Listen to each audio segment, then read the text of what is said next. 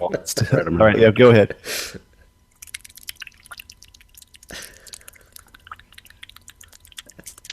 That is the sound of episode 69 beginning. Thanks everybody for listening once again. This is Andrew.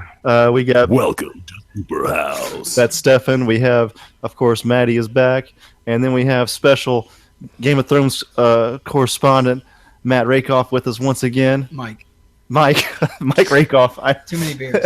Yeah, I've had too many beers. Yo. Oh man, that was awful. All right. So Matt, I enjoyed it. we want to do more Game of Thrones shit again, of course. So you wanted to start off immediately with the top 5 fights from Game of Thrones. Top 5 fights or the prediction, the main prediction. You can choose. All right. Let's go with the prediction first. All right. So my prediction for this one, my fan prediction, is that the history of the Mad King is going to repeat itself, except this time it will be a Mad Queen with Cersei Lannister wanting to nuke Westeros with pig shit. And her fate will meet the same one as the old Mad King, which will be killed by the Kingslayer, Jaime Lannister, her brother and lover. And he will become the Queenslayer as well. That's my prediction. Really? So, wait. What is your reasoning behind this? I mean, I know the parallel is cool, but anything other than just the parallels? Well, if you think about it, I think Cersei has always made it clear that she doesn't give a shit about anyone except her family. Right. And her family's dead. Right. So there's really no one left she cares about. So basically people coming, to take her off the throne, I just feel like she's basically going to lose her fucking mind and want to basically kill everybody. And she might even ask Jaime to go, kill Tyrion, especially when she finds out he's advising, Daenerys. So I think that Jaime, my reasoning behind Jaime actually doing what I'm saying he's going to do is that I think that after he got back and saw that she was on the throne and Tommen was dead, I think that he's going to blame her and he's just going to reach his boiling point. That's interesting. What do you guys think about that? I mean, that's a pretty sound theory. I think it's utter garbage. Just kidding. I didn't think that's kidding. That's kidding. It's amazing. So, condescending or scrutinizing. I think that especially about Cersei, like that makes a lot of sense. Like her, now all she has is really. I mean, I guess she kind of has her brother still. Yeah. I mean, she's always been spiteful. But yeah, she's gonna be and hateful. Yeah, she's not gonna bat an eye at anybody like in terms of killing them. She's like, nope. I think we're gonna see a lot of the supporting characters drop off. What do you think is going to be quick here? The final straw that'll make Jaime kill her? Because so far he's been in support of her no matter what. Ooh. I think something's. Yeah, you think that's what'll happen? I think something's gonna hit the fan with Tyrion. I think. Oh, really? Something that we haven't seen. Obviously, she's already wished him dead, so it can't be that. But something is gonna escalate whether it's she's about to Tyrion's kill him, gonna kill her. He's going to choose between her or Tyrion. Yeah, and he's gonna choose Tyrion. That's my guess. Wow. Wow, that'd be dope. Yeah, it's going to be fucking sick, bro. Because we saw some goodness in Jaime recently. We saw like a good side to him. Yeah. But what does it all mean? What does it all amount to? That's what I love about it, I guess. Him choosing Tyrion is the good side, though, in this scenario that you have. Yeah. It's And he said, "Curse the god." He said before, after Joffrey died. Spoiler alert. That he said, "Curse the gods for making me love a hateful woman." So he does hate the fact that he loves this woman. It's not. Oh shit! It's pure love. That happens. Yeah. Yes, it happens from time to time. You see, emotions are complicated. It's a complicated. No, that's in the books. Yes, bro. It's in the show. No, it was in the show. He said it. Wait. After... Well, wait. Who are you talking about? Died? I thought you meant Jaime. No, Joffrey. Oh, right. Yeah, I got you. Okay. Yeah, it was like they were standing over his body. Right. Yeah, I do remember that. Okay. Yeah. I thought you were talking about Jaime. I was like, I forgot a lot of what happened last season, but So he's always had sort of like mixed emotions about her to begin with, and maybe they don't go that way, maybe they do, but like I do think that that's the best bet. I can't imagine anybody killing her because she has to die. Anybody killing her would be more fitting than Jamie. And she's done nothing but win, really, for the most part. I mean, everything that she's come across, she completely destroys everybody in her path. She gets what she wants. So I could see her going just mad with power. Yeah. Yeah. Totally. When she sat on the throne, you definitely got the feeling like there's this element of like, is that sort of like what you've always wanted? This whole protecting your children thing, you know, has it always just been about like staying the queen or staying in power? Like her hate for Marjorie. Right. So, do you think it'll go? This is sort of a tangent, but do you think it'll go the easy route where Tyrion will become the top guy at the end, or is that too easy? I think it'll be Daenerys. Yeah, I think Tyrion has proven that he's like probably the best hand of the king in the lands, but I don't know if he would make a good king. Right, he doesn't give a shit. Yeah, he doesn't want all that on his shoulders. Yeah. They'll call him the drunk little king little drunkie, or something. And they'll make plays about him being drunk. To me, I think Daenerys winning too would also be kind of boring. I don't want her to win. I'm actually, waiting for it in a way. It's just everything she does too. She's okay. I like the fact that she sets slaves free and stuff, and the dragons are pretty cool at times. But also, I don't know, man. She dragons are pretty cool at times. God damn it, Andrew. She comes off as boring to me. The dragons are much cooler than she is. Well, I agree. Who, Daenerys? But dragons are fucking cool as shit. Daenerys is just, I don't know, man. Her whole story is just kind of boring. I mean, the thing with Daenerys... It's because Drogo got killed off. Drogo. Yeah. They'd have been a nice pair together if they'd kept him alive, but... They would have. Her with Ser Jorah, the most interesting thing she did, for me personally, my personal opinion, was her saying, "You cannot kill yourself, Ser Jorah." Right. That's sort of... Yeah, you're right. To me, that was the most interesting thing that happened to her. Yeah, I agree with that. I mean, it definitely was a while before we saw like something difficult out of her. Yeah. Besides trying to play politics. Something difficult, like a difficult emotional decision that she had to make. Like she actually gives a shit about this guy, at least to some degree. Do you have any prediction for him before we get to the fight thing? For Ser Jorah? It's so wide open with him. I really don't have anything on him. I mean, I'm curious. I definitely want to know what happens with him. But he's one of the most interesting characters, for sure. If he dies from the rock disease, also that's too easy. Yeah. Nothing is that easy in Game of Thrones, you know. So yeah, I don't know what. All right, you guys have any more questions about the predictions and shit? Nah, man. I'm just ready for that season to start, man. I'm ready for the ride. So me too. 7 episodes and then 6 for the season after, and then we're done. 6 next year. Sounds great. 13 total. It sounds fucking. There's gonna be 13 really good Game of Thrones movies in the next 2 years. Yeah. Fucking A, man. Yep. All right, dude. Let's move straight on into your top 5 fights. All right. Start with the lowest first, of course. Okay, so it was tough because originally I wanted to start out with basically like one-on-one fights, not like battles, but like more like But there were a couple where multiple people were involved, and I couldn't leave it out. So the first one, number 5 on my list, would be Tormund Giantsbane versus Small John Umber in the Battle of the Bastards when they're all clumped together and he's headbutting.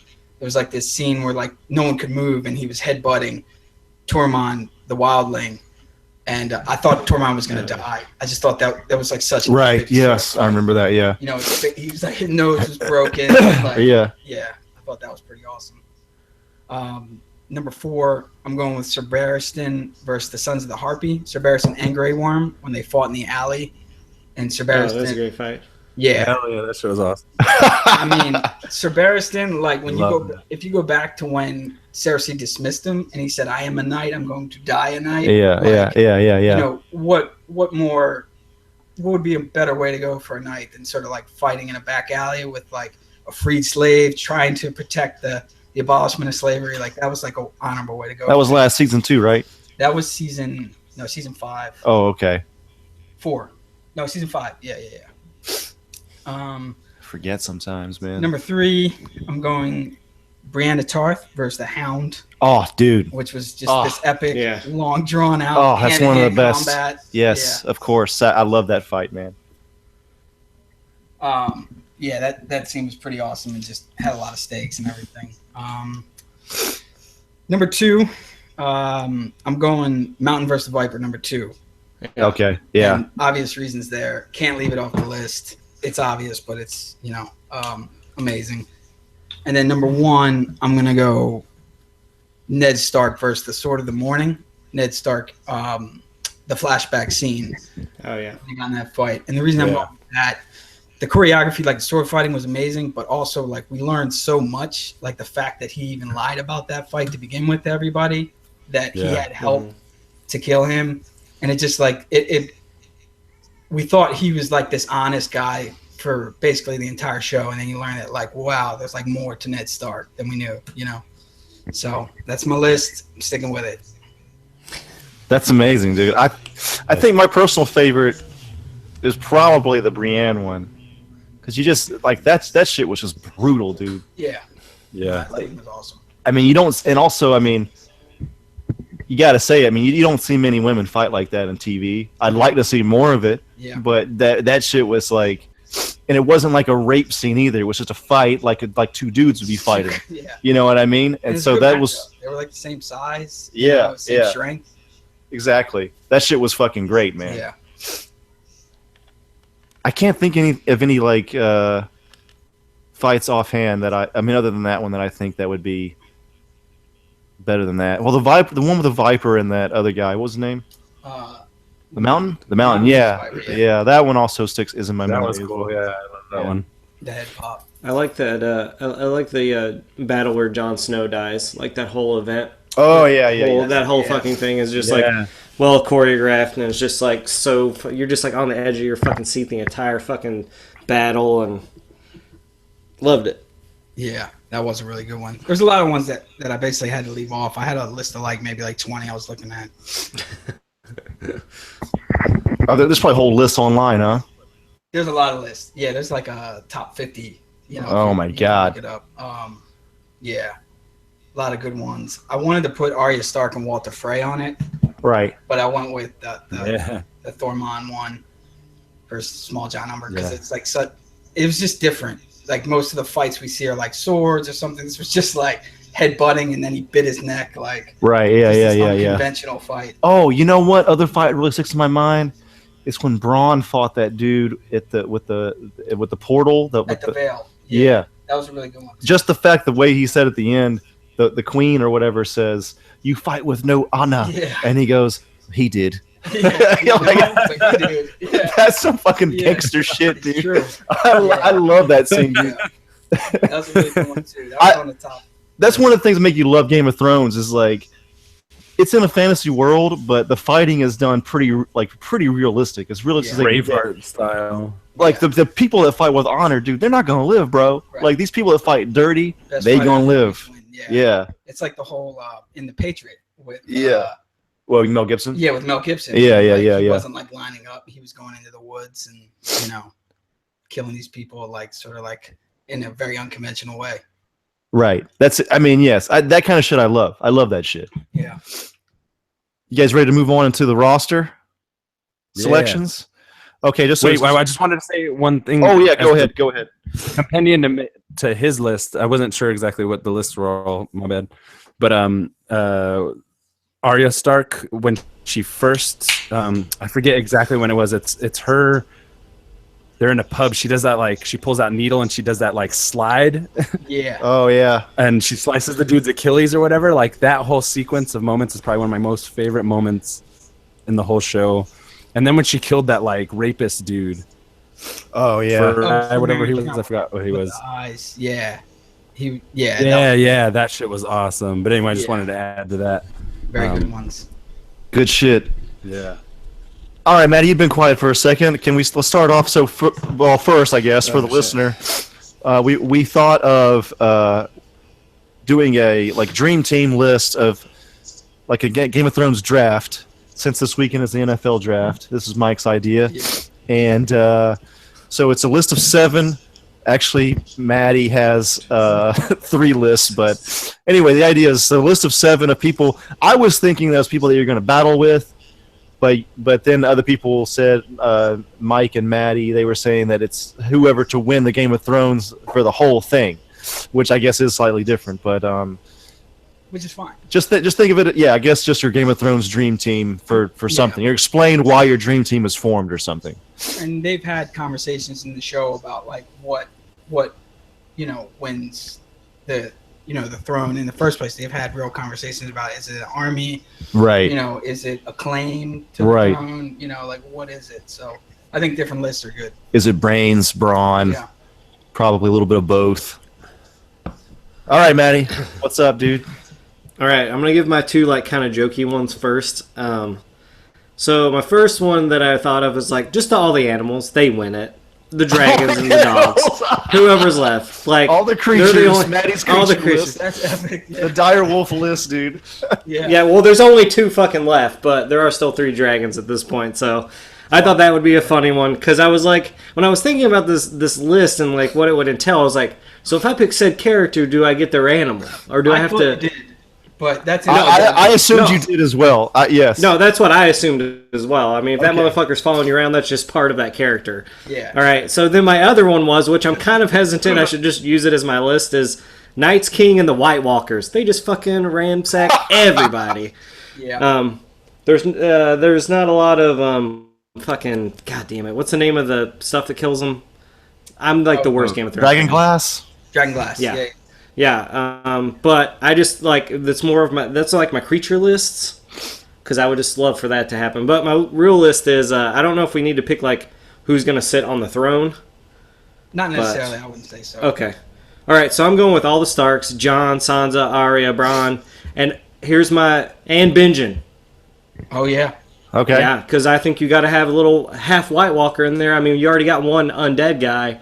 You need someone who's on the other side of the White Walkers to see what the fuck's going on. Yeah. Then I would put Samwell Tarly in my list because that motherfucker knows, and he killed the first White Walker ever. Yeah. I want that motherfucker on my side. And then I put Davo Seaworth because I fucking love that guy. He's a stand-up gent, even though he's did some bad shit in his life. But I love his story so much. And I feel like he's just, I don't know, I need to see him standing there at the end. But that's my list because I fucking love the Starks, and that was like my big draw when I read the first book. I was like, holy fuck, I love all the Starks. It's so great. And then everything they went throughout the series, I'm like, man, I don't know if I can handle any more of the motherfuckers dying. Yeah, no, this show ride or dies with the Starks for sure. When they're on screen, you're into the show. Yeah. But that's just like my list. There's tons of other people that I was like, I want to put Tim on there. I want to put her on there. I want to put this on there. But I was like, damn, 7. That's a low fucking number when you start thinking of Game of Thrones characters. Yep. Because when I initially thought about it, I was like, oh, these are my favorite. And then I was like, but no, I like this. And I like Littlefinger. And I like... Oh, yeah. I was just like, I want to put them in there. And it's like, before I knew it, it was like 12 people. And I was like, fuck, man. It was tough. Yeah. I had the same problem. So I'm going with the Stark clan, basically. And... Hey, makes sense. I mean, that's what I would like to see. I would say I'd like to see Sansa on the throne. Oh yeah, that's cool. I would like that as well, actually. Yeah, because I think she's like at where she's at right now. She's learning the game, and I think she's seen a lot more than other Starks, because some of them are dead or been at other places. But she's kind of been like she's seen like. Cersei and all her going-ons, and then, like, she's been through it, man. And I think she's just getting stronger because of it. And I think, hopefully, this season we'll see a definite, turn. I also don't think the Starks would ever turn on one another. I mean, I haven't read any of the books or anything, but I feel like they haven't seen each other for such a long time that there would be a lot of, like, maybe years down the road, once they have kids and their kids become little shits or whatever, some of them would probably kill one another, but I think for them all to be back together would be such a strong force. Yeah. And especially with, like, where Arya is now and Jon and, like, And just to touch on what you were saying about Sansa, if, like, she essentially in the Battle of the Bastards, rewatching that, she did save the North. I mean, John took him in undermanned. You know, he just went right in and tried to fight Ramsay. And if she didn't call Littlefinger and bring the Veil into the fold, they would have lost, and the North would have been gone. Yep, exactly. So, she did. You know, she's smart. She knows what she's doing.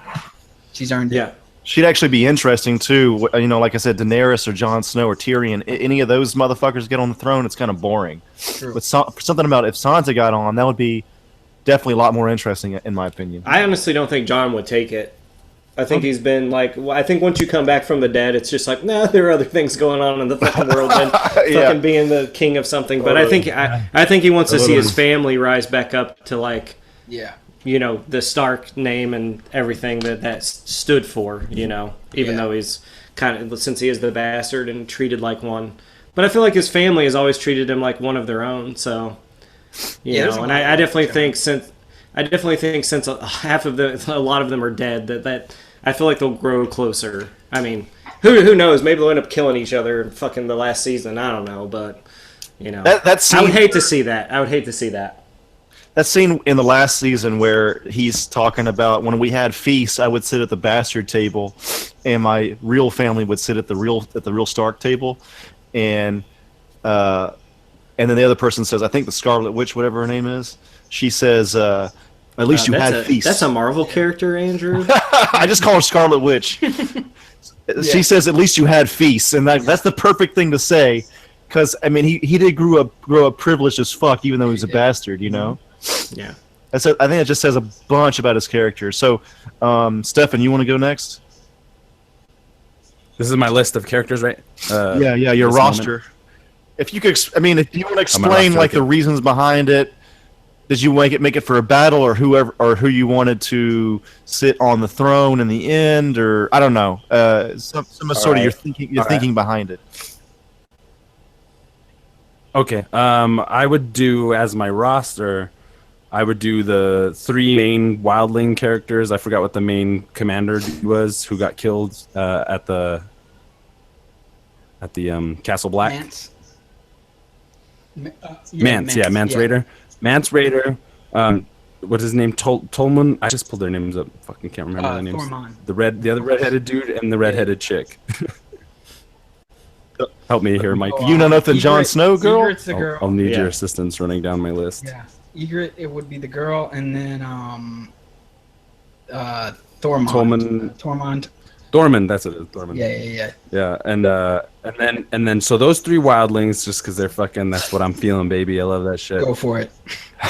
And Dario Naharis, Dario, Daenerys's boy toy soldier warrior motherfucker. Oh, that dude. That dude's a badass. Honestly, if I was in this universe and I had a choice, I would be that motherfucker. Yeah. By the way, speaking on that real quick, I thought she was fucking 3 different dudes. I didn't know that they were just recasting that motherfucker. Yeah. I was so confused. The entire show, by the way. Yeah. They recast him. Yeah. It's just so shameless, but like, what are you gonna do? Yeah. I like they got the first guy. The first guy seemed like he was very Thor-like. He was very fantasy-like, and I could see that working more into the story. But since they had to recast him, I like that actor, Ed Skrein. I saw him in what's that show about New Orleans, HBO? Treme. Oh, wow, I didn't know put he's that a together. Yeah, he is a good actor. Yeah, he's a good actor. But I like that character a lot, and he's done good with it. So he would be on my team, as well as fucking Davros. He'd be like the voice of reason. He'd be like my consult. Yeah. This is me trying to become king in the Game of Thrones. So this is where I base my list off of. Yeah. So Davos would be my. He would be my fucking like voice of reason, my counsel, and I would listen to him. Yeah. Because that's what he is. You know, he's just fucking great like that. I would have Bronn on my team. I'd be paying all this money to get this motherfucker just to stick around and fight for me and do. But I would send him. Side note. Perfect Game of Thrones stealth game, Bronn on missions, killing motherfuckers. Anyway, that's my idea. Oh, for sure. Bull so far. Is that 7? Seems like not enough. Is that 7? Not enough. That's 5, right? 1, 2, 3, maybe 4, 5. Yeah. Okay. So I got 2 more. So I would do Arya Stark. She'd be my main general. Yeah. She'd be me and her and Davros would work together to be like, what's the best fucking shit we can possibly put together. And then for my final person, it'd be probably Brianna Tarth. Okay. Yeah. Perfect. She'd be my powerhouse. She'd be my fucking wall. I'd have her commanding the front lines. You know what I mean? Just fucking like she would have command of like really great soldiers at the front lines. I'd have like the rationality and backbone of fucking Dario and the unpredictability of the wildling characters all mixed into my army. And we fucking storm that shit. And at the end everybody gets pussy and beer. And beer. And ale. Or mead. Mead. What's so is that your 7? And we'd be smoking on that gilly weed. That's my 7. That Gandalf, dude. We cross over into that Gandalf weed. All right. I'm gonna go next, Mike, because I want you to close us out on this section. All right. So my allegiance. I didn't think about this till Mike. Somebody else brought this up to me. But so we talked about allegiances. For my list, my allegiance is going to be the many-faced god. Okay. There you go. Not even a king, bro. I'm part of that warrior cult. So my list is Jaqen Hagar. I love that. Because I don't know, I always thought he was a badass, and I just like the warrior cult shit, like in the spy assassin thing. I just think they're so cool. They're essentially ninjas within the Game of Thrones universe. Yeah. You know, stealth kills and shit. So awesome. Naturally, Arya's my second place just because she's so close to that and she has the training. I don't want that blonde girl, whatever her name is, that tried to kill Arya. Oh, she's dead, isn't she? And she did? Yeah, she did. Oh, yeah, that's right. Yeah, Arya killed her. Okay. Brienne's on my team. And again, my reasoning was this is going to be like a battle. So it's like a mix between kind of ninjas and regular battlers, I guess. So yeah, Brienne's a badass. Gotta have Brienne. Braun, again, need a motherfucker that knows how to fight. Dirty as hell. He wins. I mean, he's not dead yet, so he wins all the time.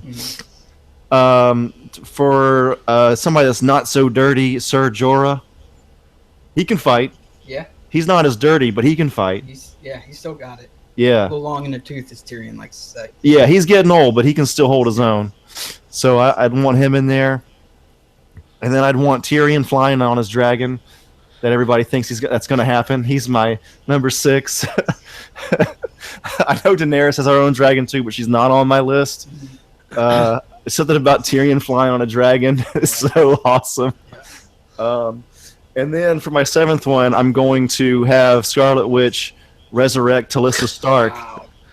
She's going to resurrect Talissa Stark for me so I can just fuck her endlessly before I go fight. Yes.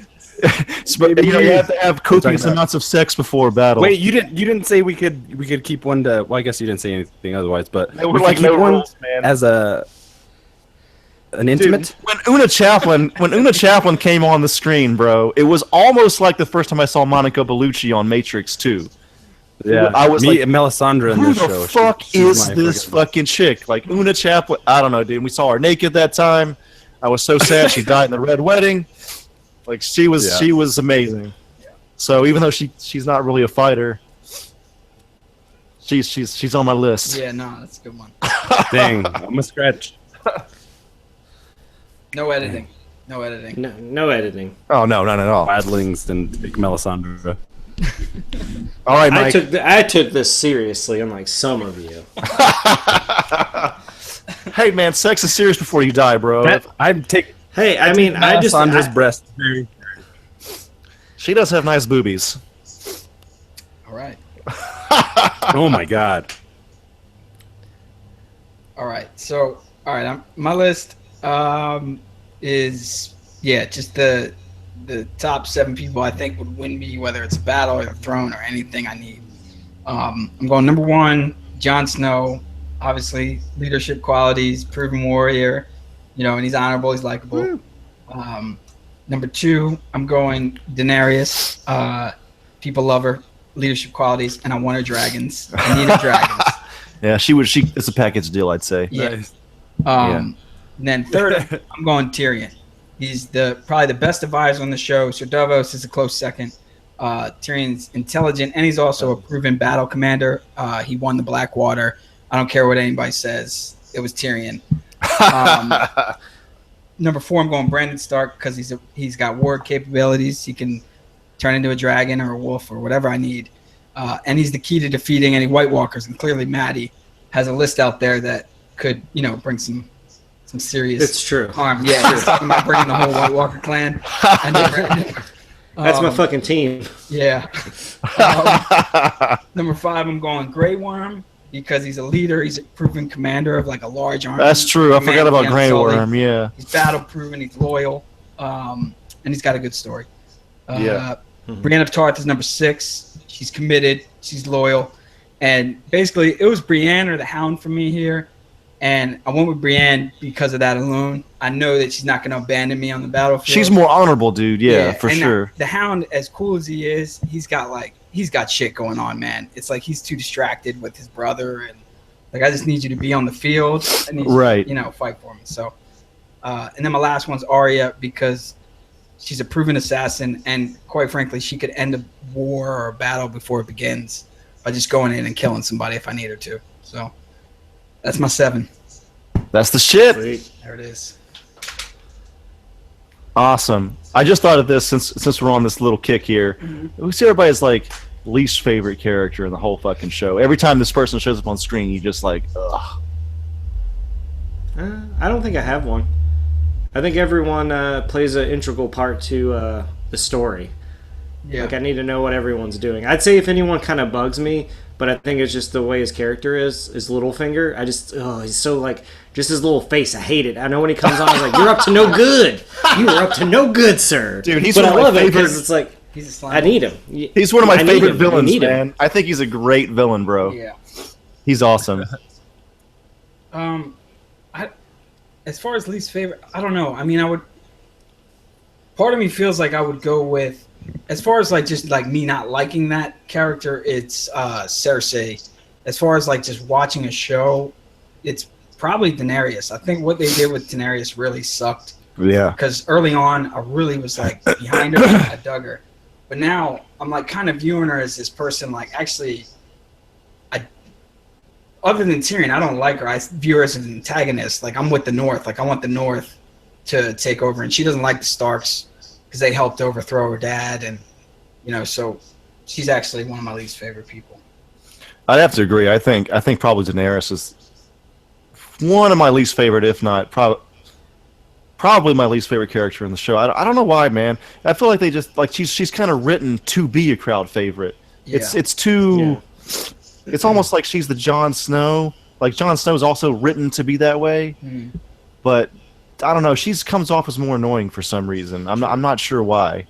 The one thing about Daenerys that hurts her as far as my popularity goes is most of the characters in the show have been torn down right in front of our eyes. Our favorite characters stripped away. Tyrion's lost everything. Jon Snow died, and came back. Right. Most of the characters that we love have lost everything. The Hound, same thing. Yeah. Now transformed into these new, different people. Right. Her story, all that happened to her, but it happened off screen. It happened before when she was a baby. Right. Right. And we didn't get to see it. Right. So I can see that. Yeah. That's one of the reasons that she doesn't have the appeal for me. Right. Some of the other characters do.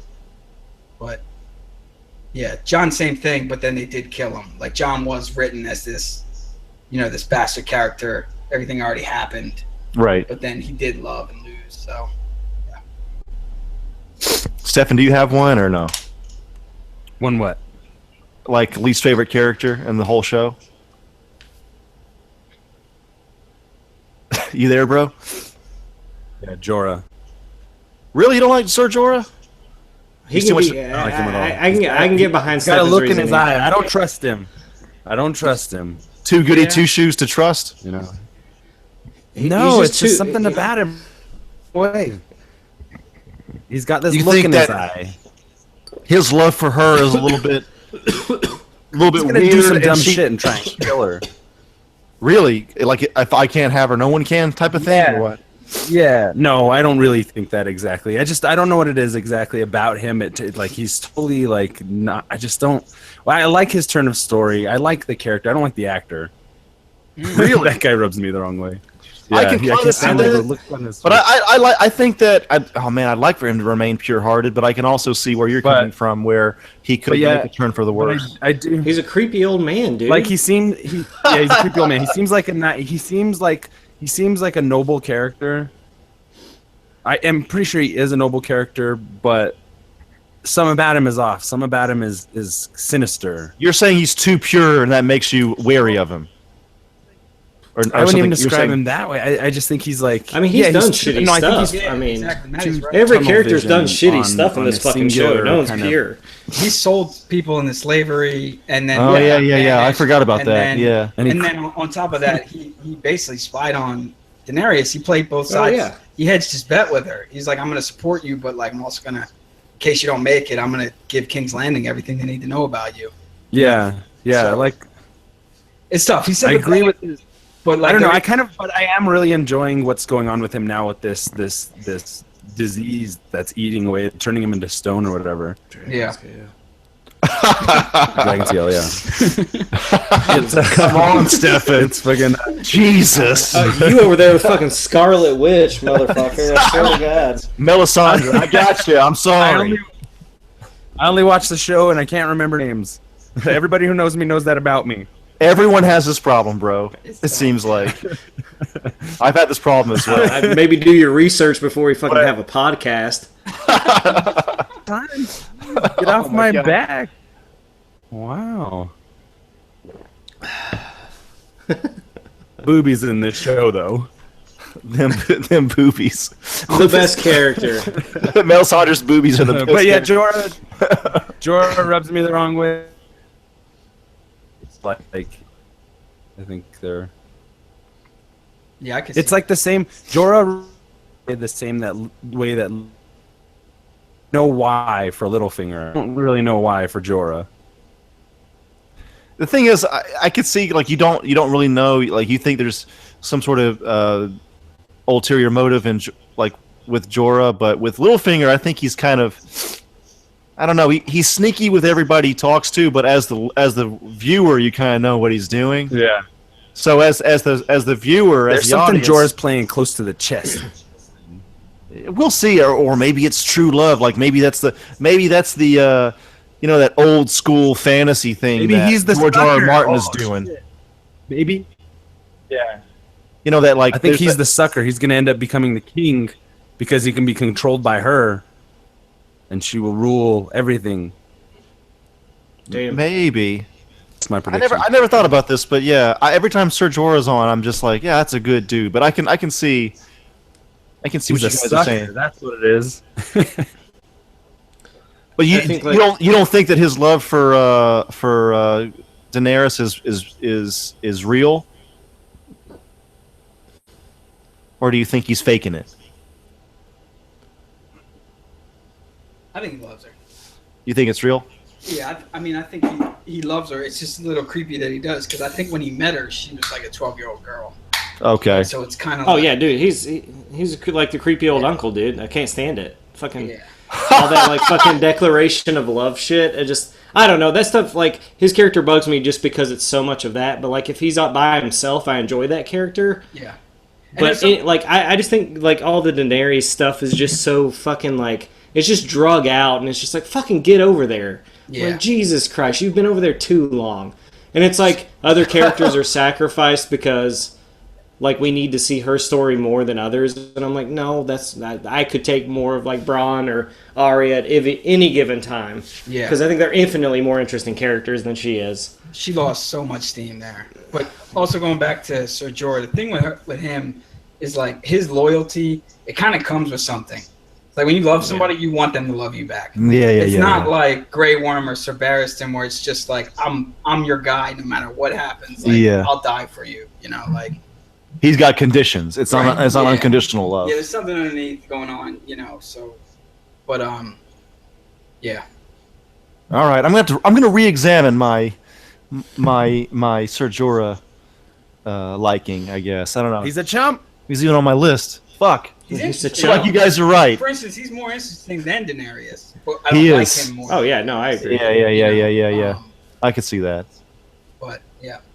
I loved him and Tyrion. That whole little thing they had. I don't know what season that was, but Oh, that was great. like when they were traveling through the I thought all that was great. Like I like him like that. It's just like when he's like sitting there crying in front of her. He's like, "I love you so much. I'm so sorry." It's like Jesus Christ, kill him, move the fuck on. People have died for less in the show, and I love them. You know. Yeah. So it's like fuck. Yeah. I have this Tyrion theory that no matter what, whoever's story he comes in contact with, whoever he's on the screen with, that person becomes automatically better. Like Ser Jorah, Daenerys. As soon as Tyrion enters the picture, all of a sudden I'm interested. Yeah, I'm like, for okay, sure. what the fuck's going on? All right. Yeah. Interesting point.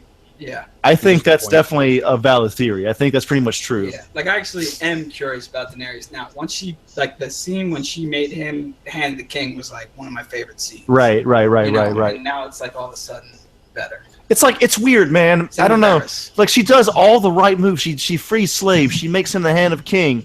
She is good with the dragons for the most part, you know. But there's just I don't know, man. Every time she's on screen, it's like she just doesn't. It's just not doing it for me, man. Whereas when Littlefinger's on screen, he's evil as fuck. But I love that guy. I don't know why. Maybe that's just something about my personality. But I think the writing let us down with her. Go ahead, Stevie. I just think that it's like I honestly just think it's too much of her. Like, you know, I for me it's just like when she comes on, I'm just like, oh fuck, man. Like I would much like I just want her to get over there, and I want whatever she needs to do once she gets over to King's Landing to do whatever she needs to do. Like all this stuff that she's been doing, I'm like, that's good and great. It's just like I don't want another like half a season of her being like, oh my god, we gotta get ships. It's like, god damn it, fucking fly a dragon over there, motherfucker. yeah, God. oh my god, yeah, fly a dragon to fucking King's Landing and let's blow that motherfucker up, dude. Like I'm tired of this waiting shit. She's pretty much missed the party. Like, She got drunk like with her friends and like didn't even show up to like the I also think her character feels it too. She's like, damn it, I just went over there, but I got to do all this other shit. And I was like, well, that's what you get for being freeing people and getting all these other titles under your belt. Yeah. But you know, I get it. It's all part of the journey. I just like these last 2 seasons have to like fucking do it. Like, you know, I know they're shorter seasons or whatever, but it's gonna be boom, boom, episodes. boom, man. I think at the end of every episode we're gonna be like, what the fuck? Basically. I'm curious to see how they do it because I'm wondering if they're gonna basically structure this whole thing like one season with just sort of like an intermission finale between the last 2 seasons because it's only 13 and most seasons are 10. So, you know, it'll be interesting to see how they structure it. It's gonna be like little Game of Thrones movies every week. Yeah, I agree. Yeah. It's gonna be fucking amazing. A lot of good stuff there. You gonna come over? Yeah, man. You should come over here. We should have Game of Thrones parties every fucking Sunday, dude. All right. Fuck yes. It's gonna be fucking sweet. This is gonna become a Game of Thrones podcast when that fucking when that motherfucker is on, dude. I mean, yeah. Little review. I mean, we did. I mean, every one of them had our own little like fucking Game of Thrones. We always had to talk about it. We didn't miss a fucking episode when we started this podcast, and it was happening. Mike, so at the end of every Lost episode, when Lost was on, first 2 seasons, at the actual Superhouse, when we were in Savannah, it would just end with everybody on our Superhouse couches going, "What the fuck?" We were all so insane. And then I remember like Jeremy and I think even Ben Collins would show up a couple times, and they would go out and like smoke, and everybody would just talk about the episode for like hours, man. Yeah. And this is like that, but it's better. Cool. I mean, Game of Thrones is better than that than Lost, but it's a kind of a similar thing. Lost me. Yeah, I like Lost. I was in college in the dorms, and me and my Yeah, me roommate too. watched it the first 2 seasons. Yeah. And then that was it. We both just Everyone says those are the best seasons. yeah. I stopped watching too. Did you? I graduated and then I moved out of the country, and so I just didn't. I don't know. I didn't keep up with it at all. So. Sweet, man. Game of Thrones talk. Anything else going on in the Game of Thrones world? Those pictures. Did you guys see the leaked production shots they were doing from the? I actually have not. Have you guys seen those? No. I've kind of been keeping everything a mystery, like just besides like poster art and stuff that I've seen. Only thing I saw was the ice dragons. Yeah, ice dragons. Holy fuck, man! Woo. By the way, when you saw that, did you think of Mike when he said that in the last episode when he was over? What? Oh yeah, because didn't we talk about that? Or yeah, I don't know. Mike brought it to our attention, and then Maddie, you were like, "Oh my God, shut up! I can't take anymore." You kept saying that shit after every prediction he said. Yeah. No, because like I mean I haven't read the books or anything, so I don't know like what all they're following or because I know Joey knows a lot because he's read like all the books too. So yeah, the leaked photos they really didn't give much away. It was just like, oh, here's your favorite character in a setting that you've seen them in, except for the Hound, who was north in the middle of a blizzard they showed, which was pretty cool. Okay, interesting. So he's going north, which is interesting. Are the Hound and the Mountain going to fight? Are we going to see that? Are we going to see that come to a conclusion? The question is, how many times have you seen like the person that would make the most sense killing or fighting that person? Like like Joffrey died by like some random two people. Like, so I don't know if the Mountain's going to die or fight the Hound. I don't know if that's going to happen. Yeah, I guess it doesn't have to. They haven't always given us what we thought like they should give us. Dude, if Braun fought the Mountain, bro, I feel like I don't know who would win that one. Yeah, Braun would just fight dirty as fuck and figure it out, Yeah, I think the Hound's gonna end up with maybe Brandon. Up there with who? Brandon. Okay. Maybe up there in the north, he's gonna become his sort of like bodyguard or whatever. All right. I'd like to see Arya take out the Mountain. I think that'd be fucking dope. Oh my God, that'd be amazing. Just like, not even like a full-on fight, just like stealth mode. Yeah. Just doesn't even know what happens. Just like out. Yeah, man. Just fucking out. Oh, you thought it was Cersei? Got him many faces. It's Arya. Fuck you. Dead. But the dirtiest style of fighting, dude, where you don't even know they're there. Yeah. Yeah. I think that would be cool. But I also want to see him under the mask. True. Yeah. I want to know what's going on. He is truly scary when he's on screen. Mm-hmm. Yeah. Well, I mean, he's Frankenstein Mountain now. Yeah, Franken Mountain. Yeah. I don't know. I'm excited, man. I'm just like getting pumped for it. I'm trying to like, I know it's coming. I'm waiting patiently. What were your predictions? You might have said this in the previous episode, but the crippled kid that wargs. Yeah. I forget his name. Brandon. Yeah. What's your prediction for him again? So my prediction on the last one was another time travel incident where he goes back and we get to see that he's the reason the Mad King went mad. Similar to Hodor, like he fucks him up, but I've come off that theory a little bit. I thought it would have been cool, but like I don't know if they're gonna go that way. They don't have enough time. Right. To me, like Brandon has to kind of get to the dance really quick. Okay. Yeah. So what do you think you'll do instead? I think he's going south. I think he's definitely gonna head south, and I think he's gonna team up with the other Starks. Okay. I do like what Maddie said. I think like. We kind of deserve it as viewers, like the Starks all being together again. Yeah, We've man. been through so much. It's like, just give us Starks being together again. Form like Voltron, baby. Yeah. So we'll see. I'm hoping for it. All right. And what about and again, you might have said this in the last one, but I forgot. Sam. What's he going to discover within all those books?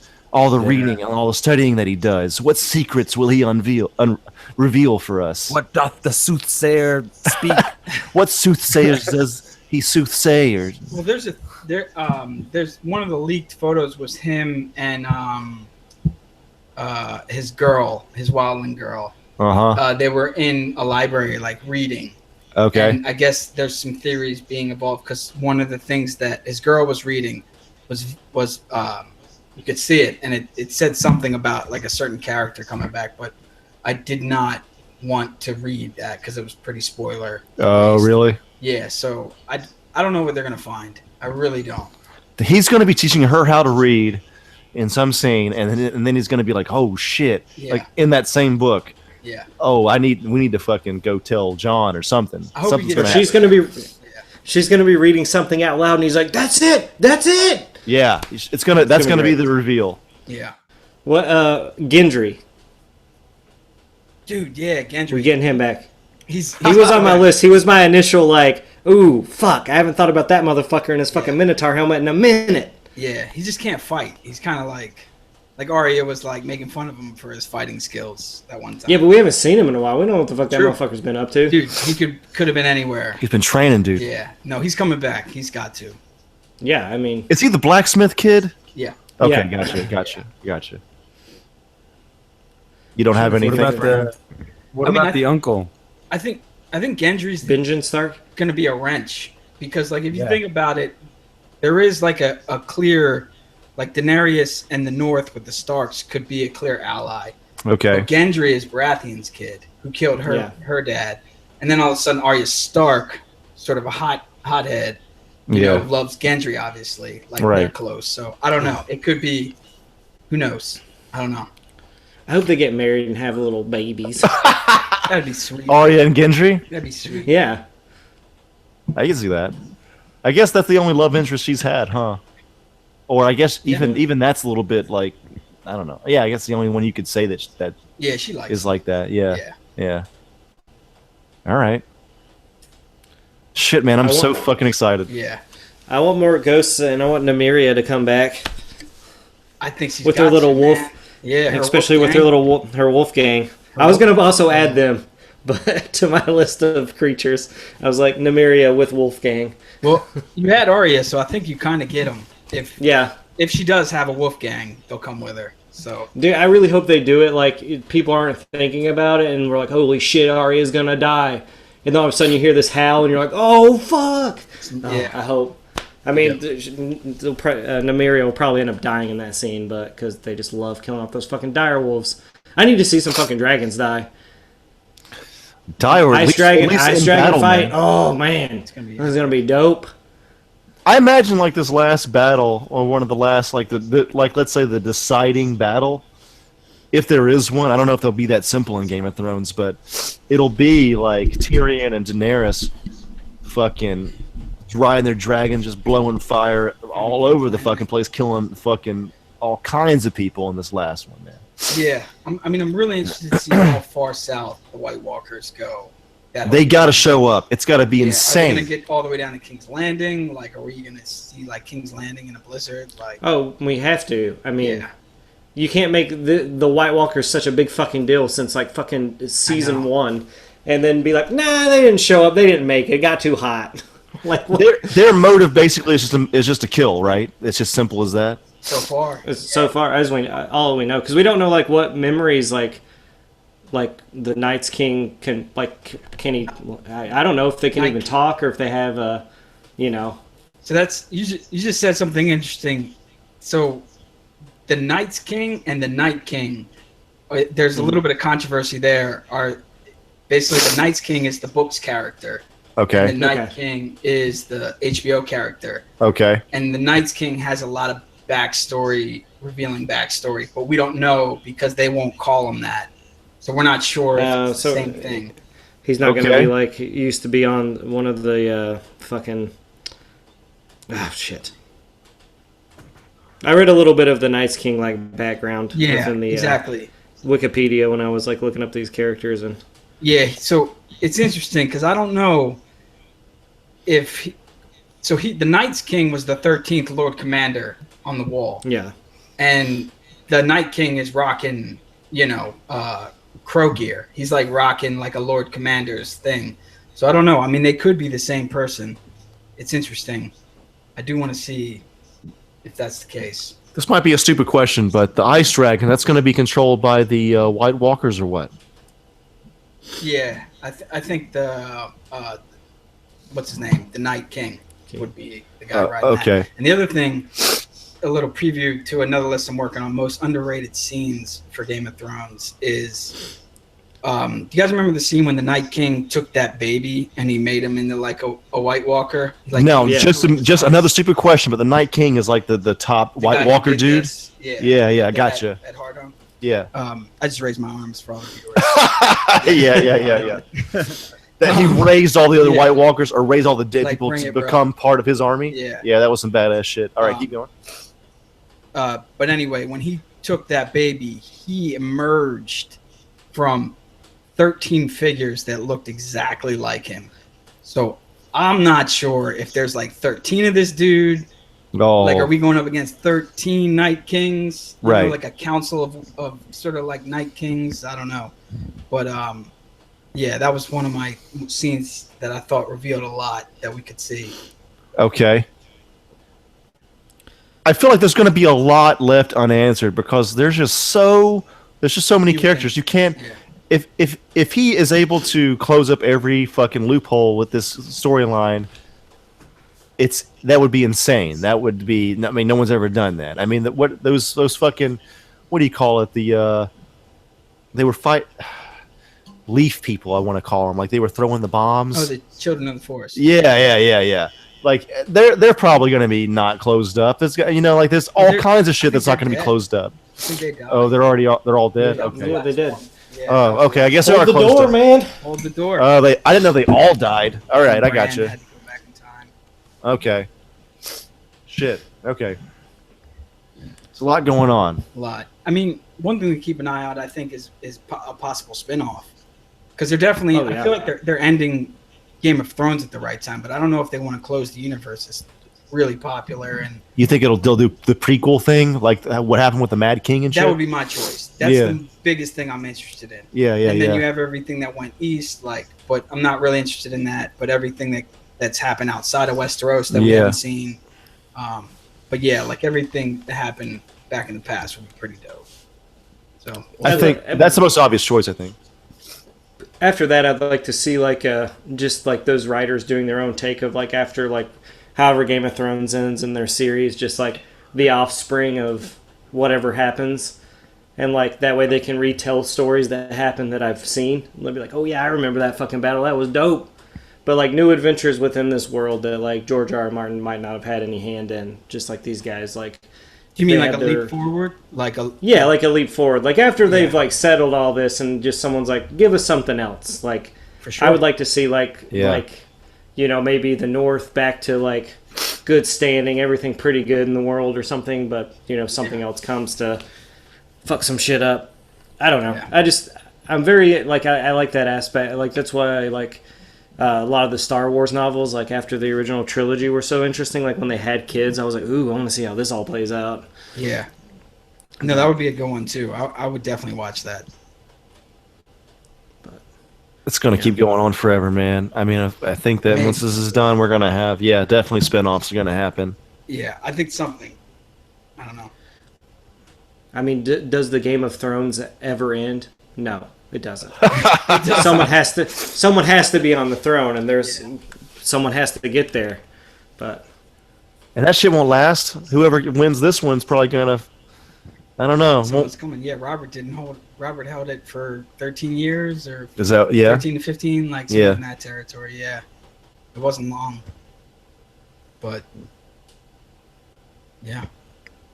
Fucking sweet, bro. Can't wait for that Game of Thrones. We would have had it by now. They would have given it to us in April usually, but now we gotta wait till July. Do you know the exact date? July 16th. Oh my god, I'm gonna go nuts. I know. I mean, you didn't watch that block of ice melt, Andrew. Come on. Stop judging people so harshly.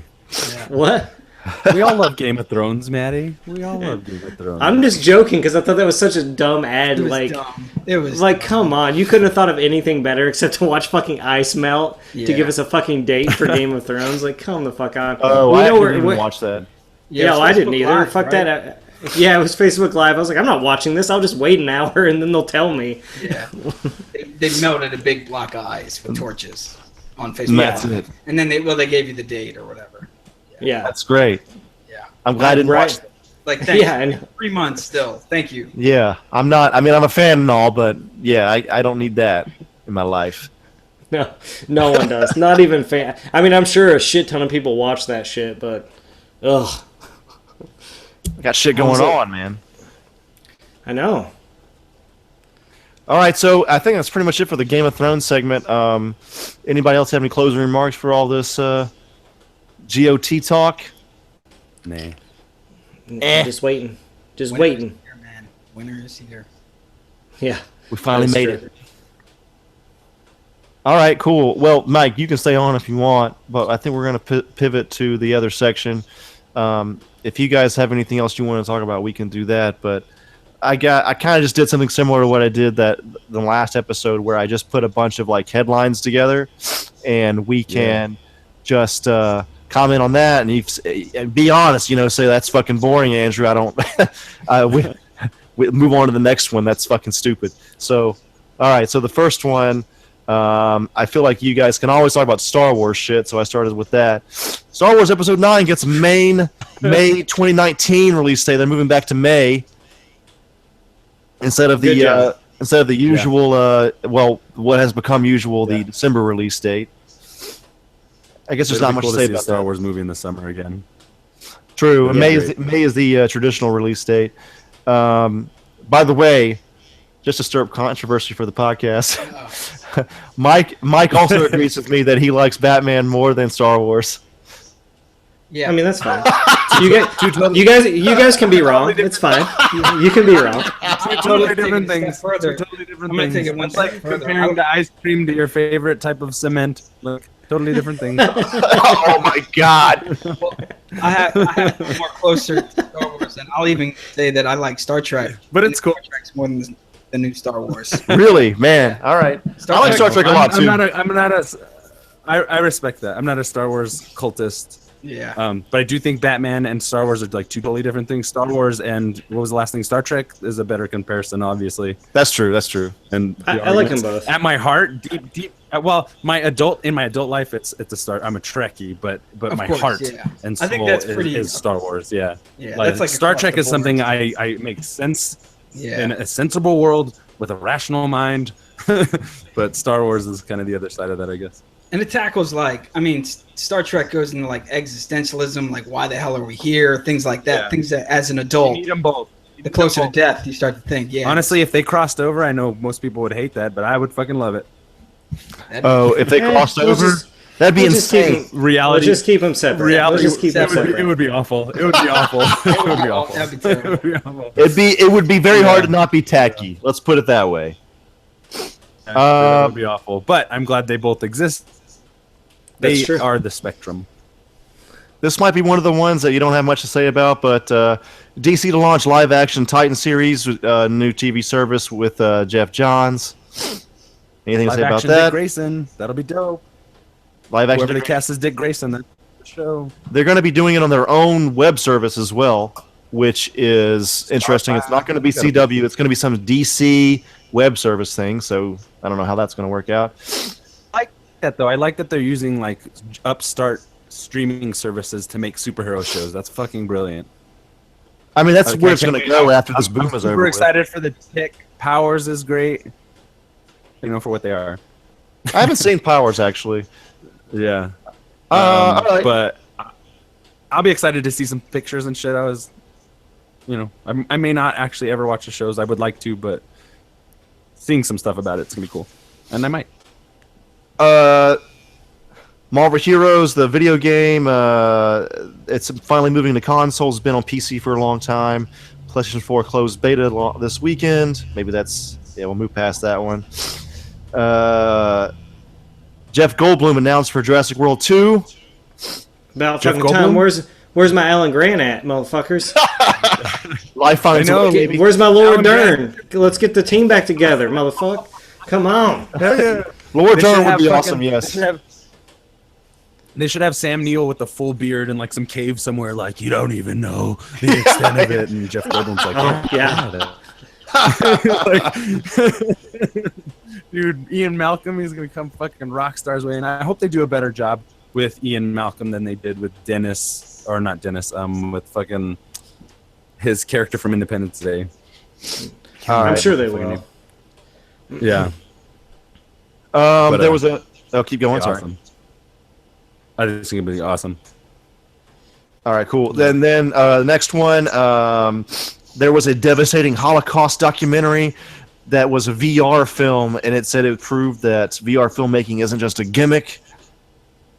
That's a whole other futurism topic we can talk about, and that's like not even futurism. That's now like VR films, VR filmmaking. Yeah, for sure. That might be another top. Yeah, let's do that one for another one, maybe.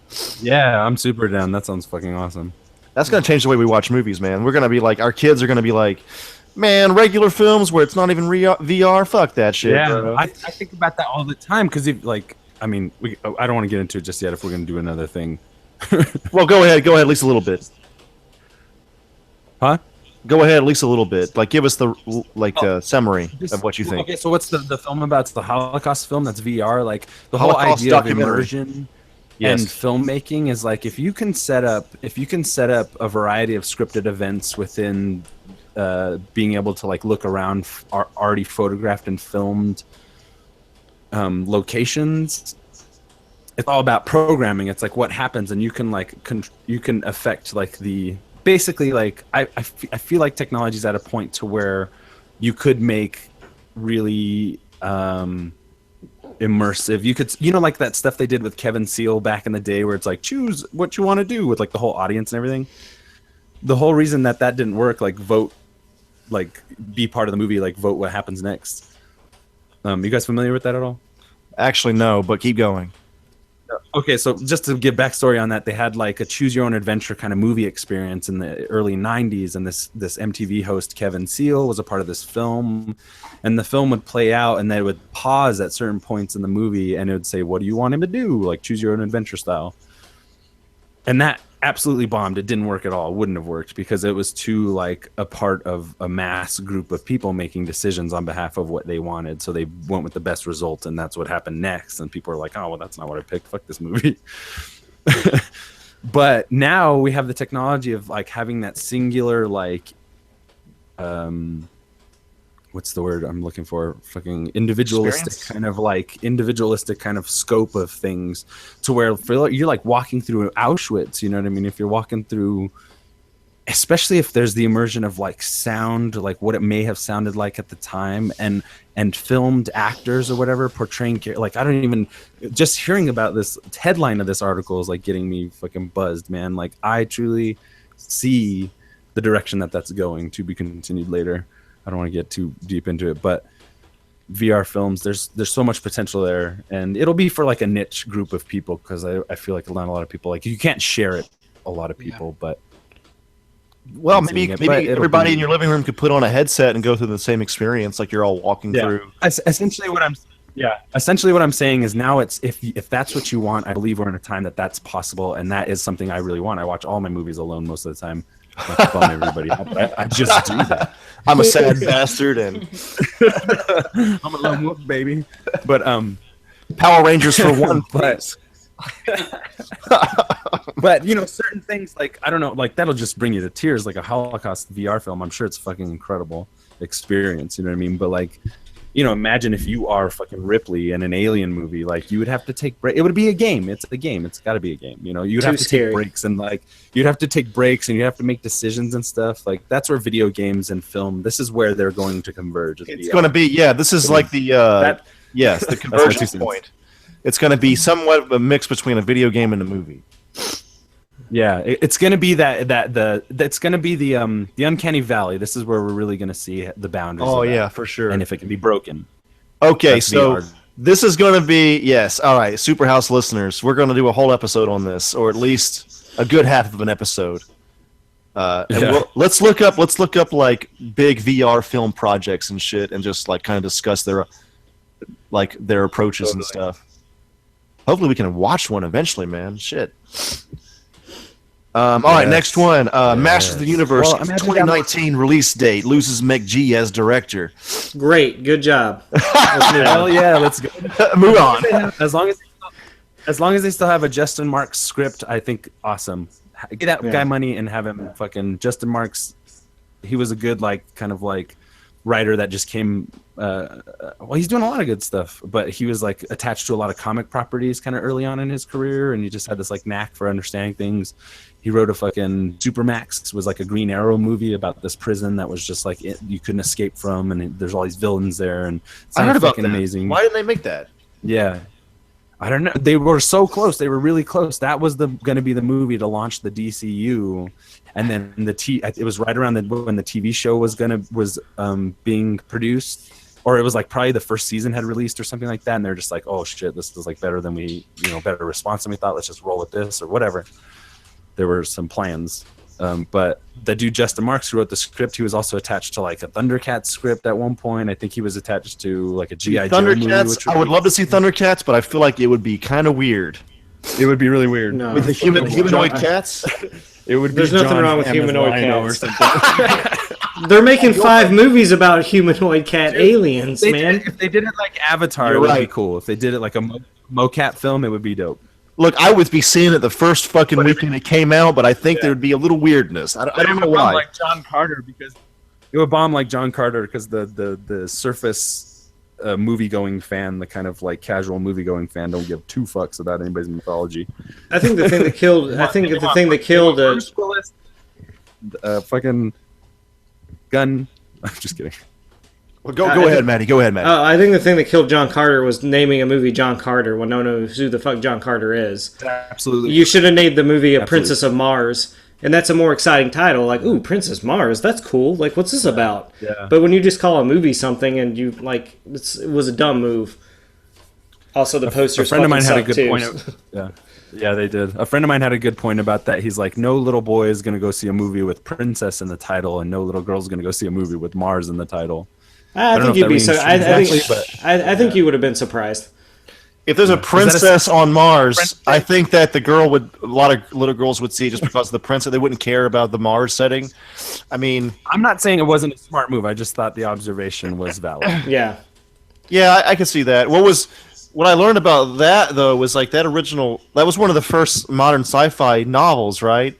And yeah, from what I understand anyway, that book is one of the influences for Superman, because that's what they did was reverse engineer that idea where when John Carter goes to Mars, he can jump higher and he's stronger. Yeah. So you have another alien that comes to Earth and he jumps higher and he's stronger. And the original Superman didn't fly, he jumped. He leaped over tall buildings. People, that's a good movie. Watch that John Carter, man. That shit was great. Yeah, it was good. I enjoyed it. The more I watch it, the more I like it.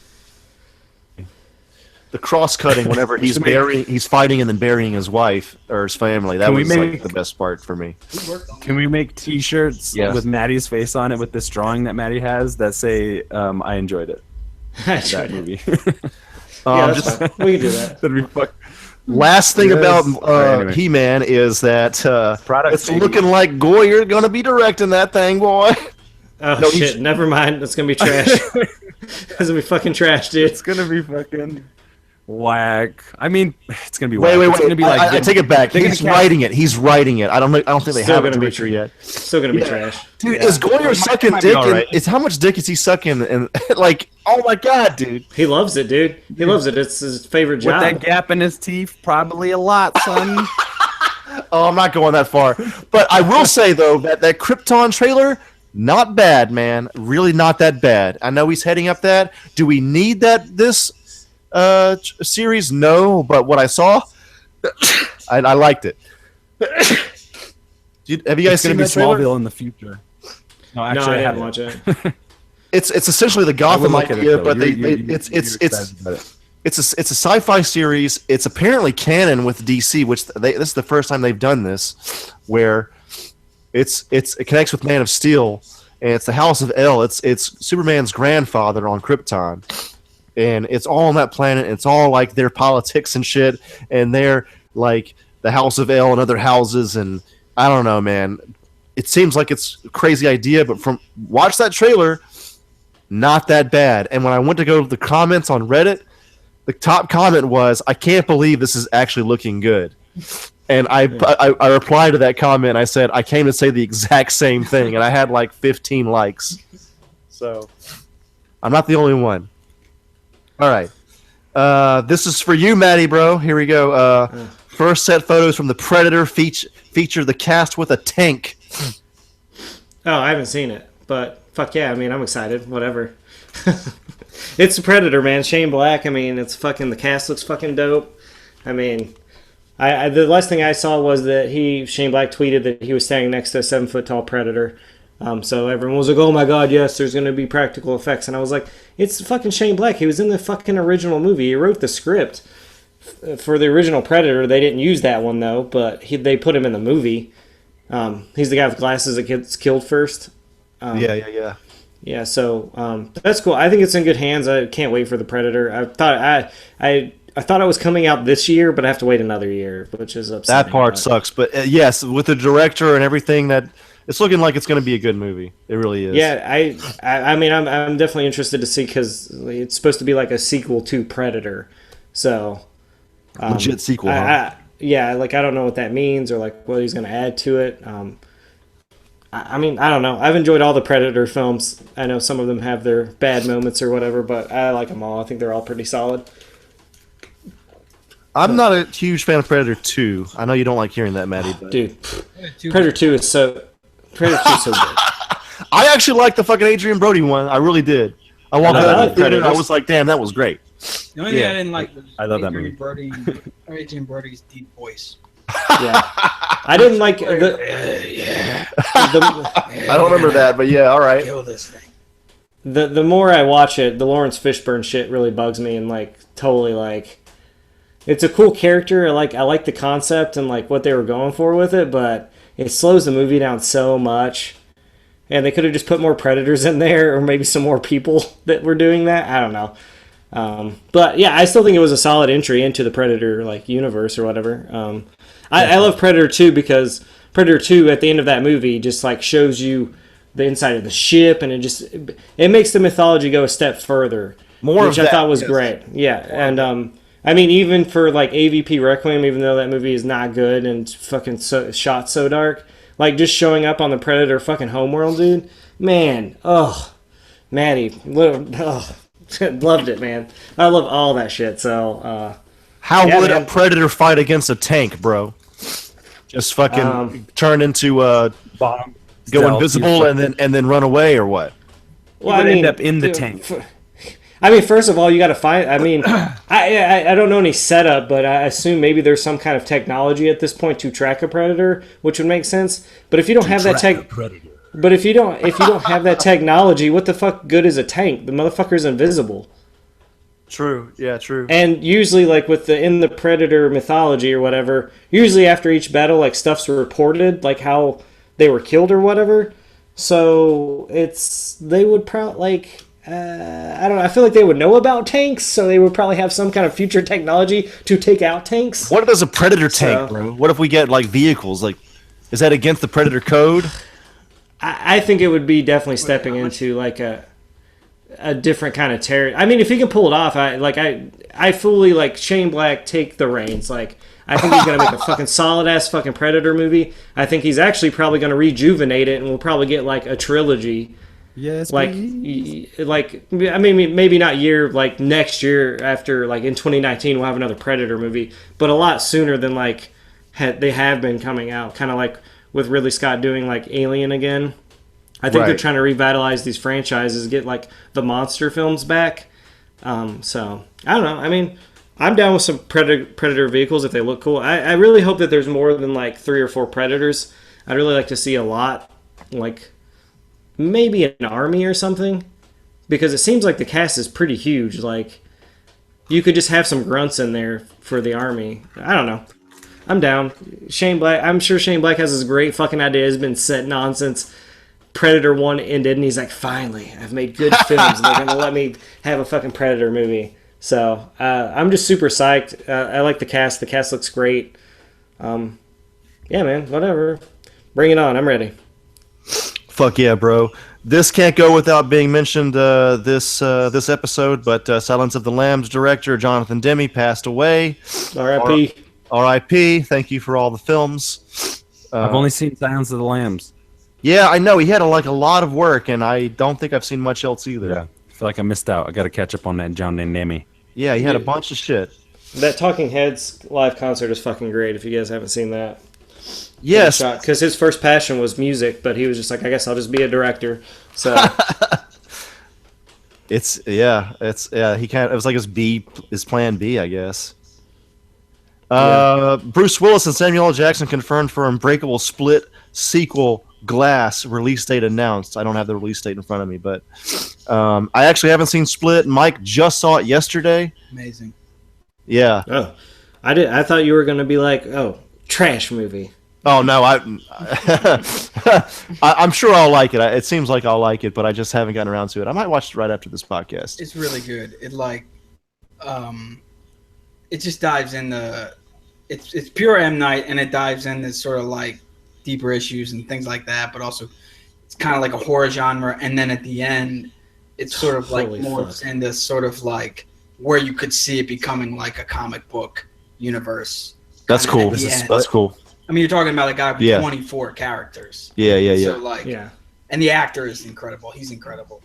James McAvoy is fucking great in that fucking movie, man. Amazing. I'm gonna watch it after this. God damn it! I'm gonna be watching it right after this fucking shit, bro. Yeah. Woo! Oh my god. I mean, I knew it was gonna be a great movie. Maybe like 20 minutes in. Yeah. Oh, really? Like, okay. right, this is a great movie. They got when I watched it, when I was going through it, I was like, "This is good." I'm glad Shyamalan is like returning to form. He's getting back to like, because I thought The Visit was a pretty solid like horror flick. Same. Like I thought the twist was pretty cool. Like it wasn't anything astounding, but I enjoyed it.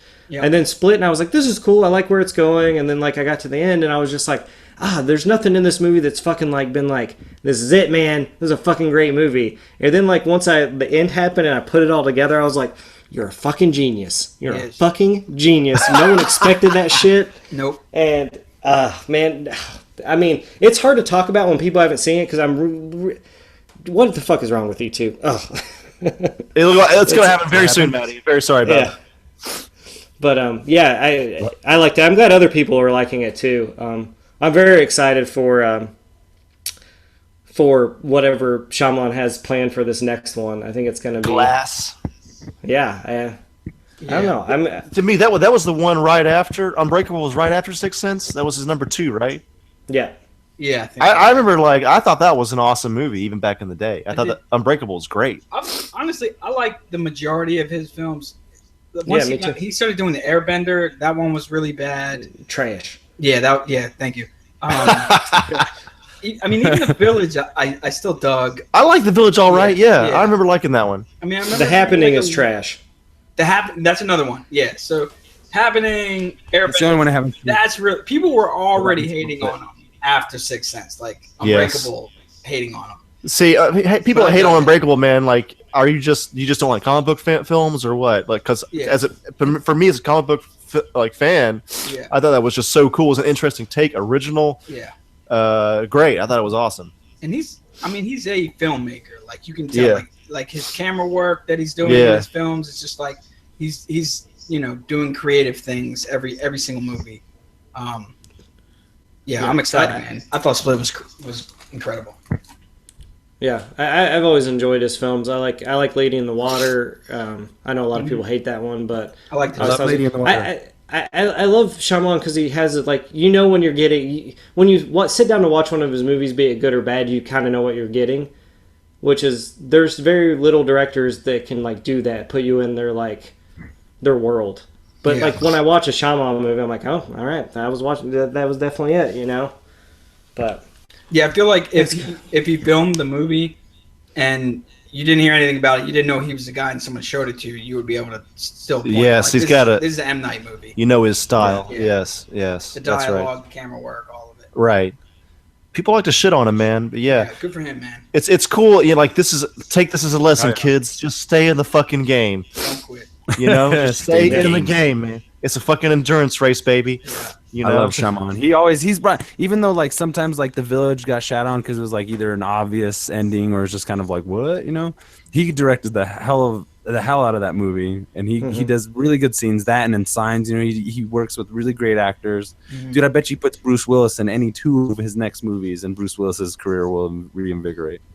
Yeah, I think we're about to see it. We're gonna see it, man. Oh my God, Signs! I had mixed feelings about Signs. I definitely like parts of it. I mean, it felt like M. Night Shyamalan making like an X-Files episode.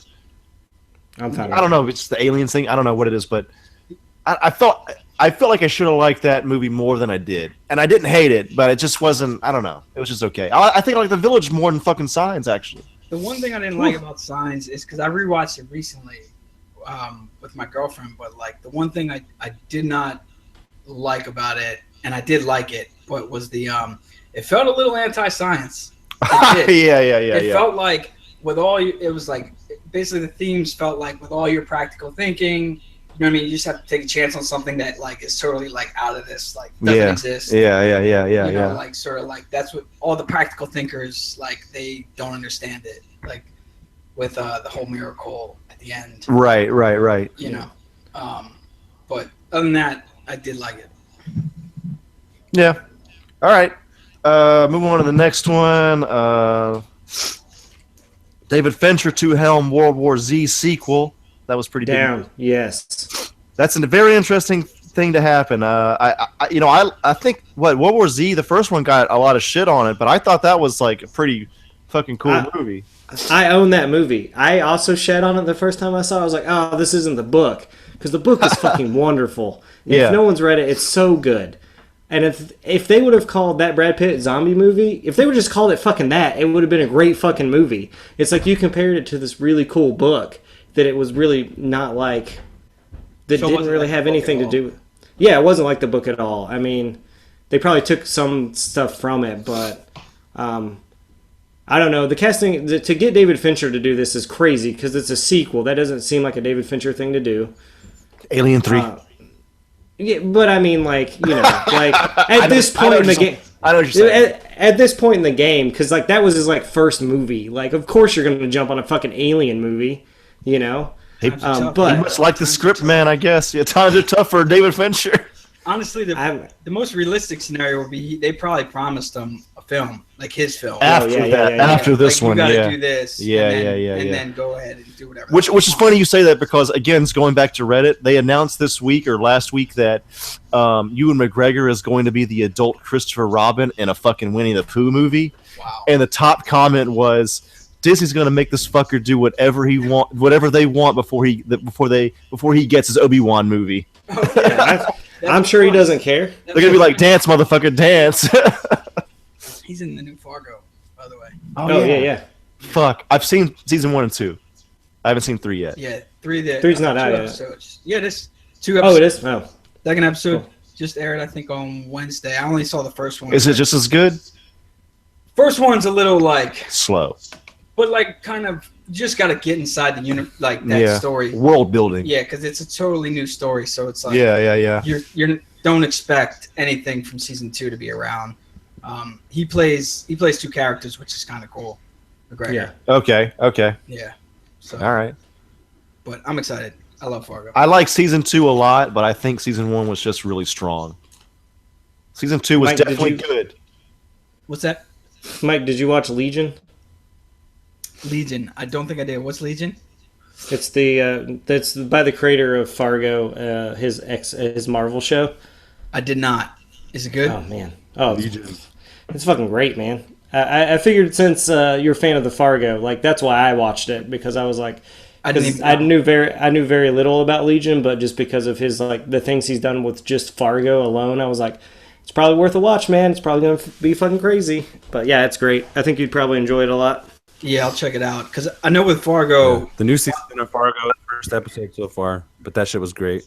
Yeah, Fargo's like a show I watch, and I'm like, I don't know who's making decisions on this thing, but they're making good ones. Like, beyond the acting, story choices. Fargo is my absolute favorite thing on TV right now, next to Rick and Morty. Damn, I did not know that, Stefan. Interesting. I'm a pusher baby. But yeah, I love Fargo. Mary Elizabeth Fargo Sims. is the most since fucking Roseanne. Which is good. Roseanne. that Roseanne reunion's coming. Oh shit. I can't wait, dude. I fucking can't wait for that shit. I never watched most Roseanne. Roseanne's fucking great, except Roseanne's a big part of my life, baby. That final season's weird. All right, so second to last thing, and I know we have opinions about this one. Robert Zemeckis reportedly in talks to direct The Flash. Maddie, you said trash. Yeah, give him something he didn't write. I don't know. Like, I haven't liked anything he's done. I mean, I didn't see The Walk or anything like that, but I feel like Man on Wire was That's all I need to see. I don't need to. I mean, I love Joseph Gordon-Levitt, and that's why I'd watch that. But I don't know. Back to the Future, bro. Back to the Future. Come on. Yeah, but that's been years ago, and he likes doing all that fucking motion capture shit now. Like, I thought that Beowulf movie was garbage. Yeah. Did the Flash? Those movies are not fun to watch. Flash film yet? There is not. So Mike, the Flash has had it's been in development hell essentially. Yeah. Like movies like Aquaman going through just fine. But the Flash has lost 2 directors now. Really? Yes. He's gonna end up becoming the fucking Batman sidekick. Even the Batman film Jeff Johns is a famous comic book writer that's also crossed over into making films and TV. He wrote with Ben Affleck supposedly a great script, scrapped completely. Really? Yes, completely. So the Batman script is being rewritten as well. So it's just like, we're gonna see good films out of the DC universe, but I was just about to ask that. On a 1 to 10, what would you guys give just the DC, this latest push in the DC? Oh, a 3 or a 4, bro. Okay. Yeah. I mean, that low? I'm probably yes. Even including like the shows. 6. No, not just the movies. Yeah, right? not the shows. Yeah, just fucking 1. Yeah, I'm with you on that. Yeah. As much as we shit on all these movies, I still enjoy watching them crash and burn. One of them's got to, What the hell's the problem? Everybody. I know, likes but watching not. I mean, everybody likes watching the Raiders lose. So the problem, Mike, the problem is essentially they want to differentiate from Marvel, which is fine, but Marvel works. Marvel works. But they could differentiate and work. I really do think that. Yeah. But also, it's a lot of producer level input. It's people who have power and nobody to tell them no. Basically, making these choices. I mean, even like Zack Snyder at some point doesn't have a say at some points. It's just these producer level guys. I mean, this is a public story. Charles Roven is an executive producer on Man of Steel and Batman vs Superman.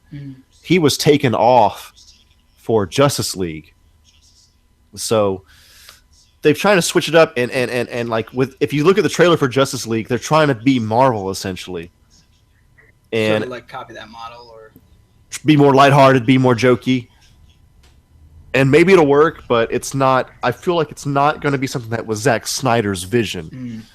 Zack Snyder was essentially in a contract, and he made a movie because Warner Brothers wanted him to.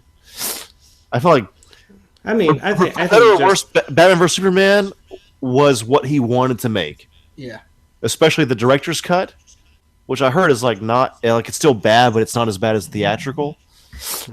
And what did Nolan understand that basically nobody understands today? For me personally, it's a great question. I think that Nolan was a literature major at Oxford in England. So he just understands. He understands fucking story, bro. Yeah. He understands great themes. Right. He didn't just see a guy in a bat suit. Great and simple. He saw, yes, it's not just a guy in a bat suit. He saw the themes of fear and anxiety and just great epic themes, and he was able to throw these huge ideas into this a Batman story, which are great because essentially comics are mythology. People don't realize this because people just think it's just a guy in a fucking spandex, but that's the thing that was so great about Nolan. He was able to throw all these fucking great huge ideas into this storyline, whereas, not to put Zack Snyder down, but I think that Zack Snyder's kind of less into that, is less his thing. Yeah. Zack Snyder just wants to make a cool, darker than Marvel superhero flick, which is cool. I mean, I think 300 is fucking awesome. Dawn of the Dead, awesome. I like Man of Steel. Most people hate that fucking movie, but you know what I mean? More than Batman versus Superman. Yeah, and Suicide Squad. So yeah, Suicide. He didn't direct that, but yeah, I would put those movies just the way you said them, 1, 2, and 3. Yeah, exactly. They're just going the wrong direction. It seems like. But you know what? At the same time, we've said this before, but Suicide Squad made a lot of money, bro. That's all they care about. Yeah. I mean, Seriously, at a producer level, that really is all they care about, honestly. But I do wish they would better movies too. And I do think that in a way, like the Suicide Squad reaction, it seems like young people did like it, and it might just be that they're making movies for people that are younger, and you know what I mean. They just don't care about similar things. There's also a diversity factor, I think, with Suicide Squad. Suicide Squad, I think, DC's battling a lot of. I could maybe not.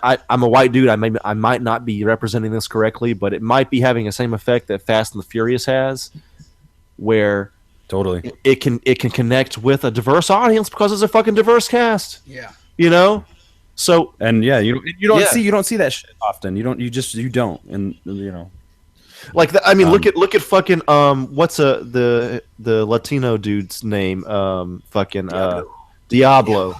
He's fucking like he feels bad about the shit he's done and he wants redemption, which might have some parallels with Catholic culture within the Latino community. You know, I think there's shit like that people fucking connect with, even though it's kind of a bad movie. There's shit for that community. You know what I mean? Yeah. Yeah. Stefan, you can obviously say a lot more about this than I can, but that's just my observation. Yeah, no, I think you're pretty spot on and like with the observation for sure. I think, and that like what you were saying about like it being kind of like the Fast and the Furious, like, and you know they're these grimier type of superheroes of which you don't see a lot of if you come from like an urban community or whatever. So I can see why it's successful. I just hope that the sequel is better. I hope what spawns from these hiccups is better. And I think DC has a lot of factors that they're battling right now in order to catch up to Marvel. It's a competition, you know, the other team, you know, they're just like, you know, who are they going to invest in this year in order to get back on top and whatever. And so it's good. Like good things beget like a healthy competition and that begets more. And if they're bombs, they'll still make their money because people will go to see the fucking disaster eventually. That would be kind of cool to see DC just go. Keep going, sir. So my prediction is that it'd be cool. Just Wonder Woman is going to be good. I want to see the Sid and Nancy of Joker and Harley movies. I'll go wild with it. They should because they have like the thing about Tim Burton. That's what I'm saying. The thing about Tim Burton and the thing about like the old '60s Batmocker and all this is it was a realm where people could explore style. You know, like give fucking Quentin Tarantino a Batman movie. That shit would be amazing. Quentin Tarantino has publicly said he thinks Batman is boring. Can you believe that? That's because he's afraid of himself. I don't know, man. I mean, look. I like Tarantino. I don't expect everybody to like superheroes. It's fine. It's whatever, you know. I'm obviously I'm over exaggerating, but those films lend themselves to a lot of style. And if you have like in my mind's eye, what I saw with Suicide Squad and that Ballroom Blitz trailer, I saw a fantastic fucking like grimy movie, full of style, full of just like unapologetic attitude. It didn't deliver, but you know that's what I think fucking DC needs right now. Like Marvel has this kind of like they're Disney-fied. Marvel's Disney-fied. They have that interpretation going right now. And DC has Warner Brothers, but Warner Brothers has been all over. Just the movie studio. They don't know what the fuck's going on. It's a bunch of old guys trying to be like, what the fuck do we do next? You know, like I think it would benefit them to capture some kind of attitude with DC and make those realms like because Batman can be as popular as Spawn, and Batman's already better than Spawn. You know what I mean? Like they could capitalize on the pulpiness of these characters, which I think Marvel has set itself in too much of like a grounded universe to do at this point, and that would be their power play. They need to just, from what I think, they need to just make that script that Jeff Johns did, man. I mean, I don't know. I would follow whatever Jeff Johns wrote. If it was that messy for them to be like, all right, Matt Reeves, you have, because Matt Reeves is a good storyteller. We know this. True.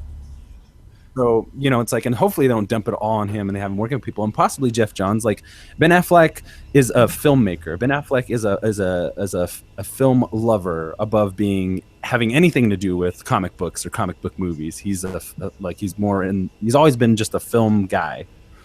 I think DC is poised to have higher highs and lower lows. Yeah. Lows, so maybe if you look at the Nolan universe. To this day, the Dark Knight trilogy, especially those first two movies, They're better than any fucking Marvel movie to this day, in my opinion. I know it's all subjective, but I will watch Batman Begins before fucking even Avengers or Winter Soldier. You can even expand that into just like any movie.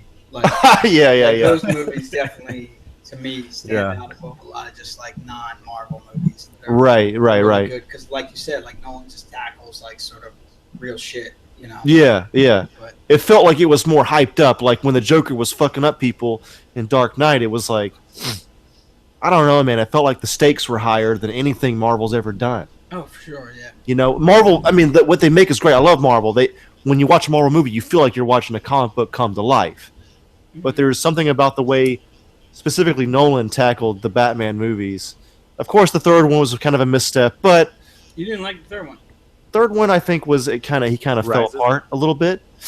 But I like parts of it. I definitely did. I thought Tom Hardy was just incredible. Like I mean, there's lines that like when Bane says like a fire rises, shooting out a line and shit like that. I feel like there's everything that he writes is kind of loaded thematically. Whenever he says a fire rises, or I don't know, that movie's brilliant up until they introduced. That movie is brilliant up until they introduced an atomic device. That's where the fucking movie lost me. I was like, really? That's true. That's true. That's how Batman slinks his way out of being Batman. I was just like, the ending of that movie is fucking whack as hell. The best positive out of The Dark Knight Rises for me was that is probably the best Alfred ever on screen. That was the best Alfred acting. The best Alfred. I was just trying to protect you, like fucking. I had that part when they're both crying in the hallway. Fuck that. No, I like that scene, man. I like that scene. Oh, that's the worst. It's so hard to watch. Come on, man. Come on. Have a heart, bro. Will you have a heart? Not.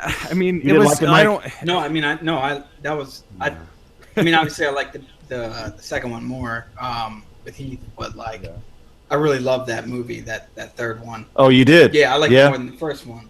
Really? I did. Yeah. What, Rises? More than Begins? I did. Yeah, man. I mean, to me, like, just. It's in the title, man. Just seeing superheroes lose is like something that they'll pretty much get me with. Like to see like. I guess that's my problem. That's what ego. He loses because he has ego. Is that what you're saying? When he first fights Bane, he loses because he has ego. Yeah, I mean the fact. Yeah, basically that story. I just like that story. What beyond superheroes? Like that story's told. That's good. You know, that is where it's really good. You know, yeah.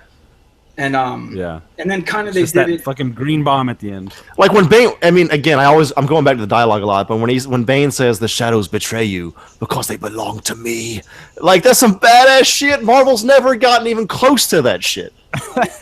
Marvel never even stepped in the same stadium as that line. Yeah, that's Jonathan Nolan, baby. They told they told Goyer to sit in his little baby chair in the corner, and Jonathan Nolan was like, "I'm gonna show you how to do this fucking shit, baby. We're from England. We invented this." Like tricks are good for the uninitiated, but we are initiated. Like, oh my god, dude, all the Bane lines, I love them. Yeah. I love the Bane lines. I mean, that's true. I wish I could hear them. No, I agree with that as well. Yeah, you're right. To go from the last Bane to that Bane, it was just like I was just so stoked. Like, right. With the new type of Bane they brought. Like I was scared of that Bane. That Bane. Yeah, he was awesome. Yeah. Tom Hardy. He was a total badass. Yeah. Yes. So awesome. I love how they connected the League of Shadows and everything. I love how they rounded everything out. For sure. It felt like it. You know, with all its faults, it did like close up everything pretty well. Yeah. While keeping it open ended as well too. So that was not great. To get in, not to sidestep in a social political direction, but I do feel like the shootings and everything had kind of like tarnished the acceptance of it somewhat. I feel like if there were like everything's great, you know, like nothing bad has happened today, we're gonna go watch this Batman movie. Great Batman movie. I feel like that kind of tarnished the you know, like it was just hard to accept. It's interesting because it definitely. You know, it changed. It was hard to enjoy it. It changed everything because, like, whether everybody went in when I went and saw it, like, 2 weeks after that, behind that with the I totally was like, wow, and the Joker, you know, you just look twice, and everything, you know. I think so. Everybody kept saying that bloated. It was too bloated. That was like the storyline. The whole movie, Dark Knight Rises, was too bloated. I don't know what they meant by that, but that was a word thrown around a lot at the time whenever they were reviewing it, which is fine or whatever. I like how they had.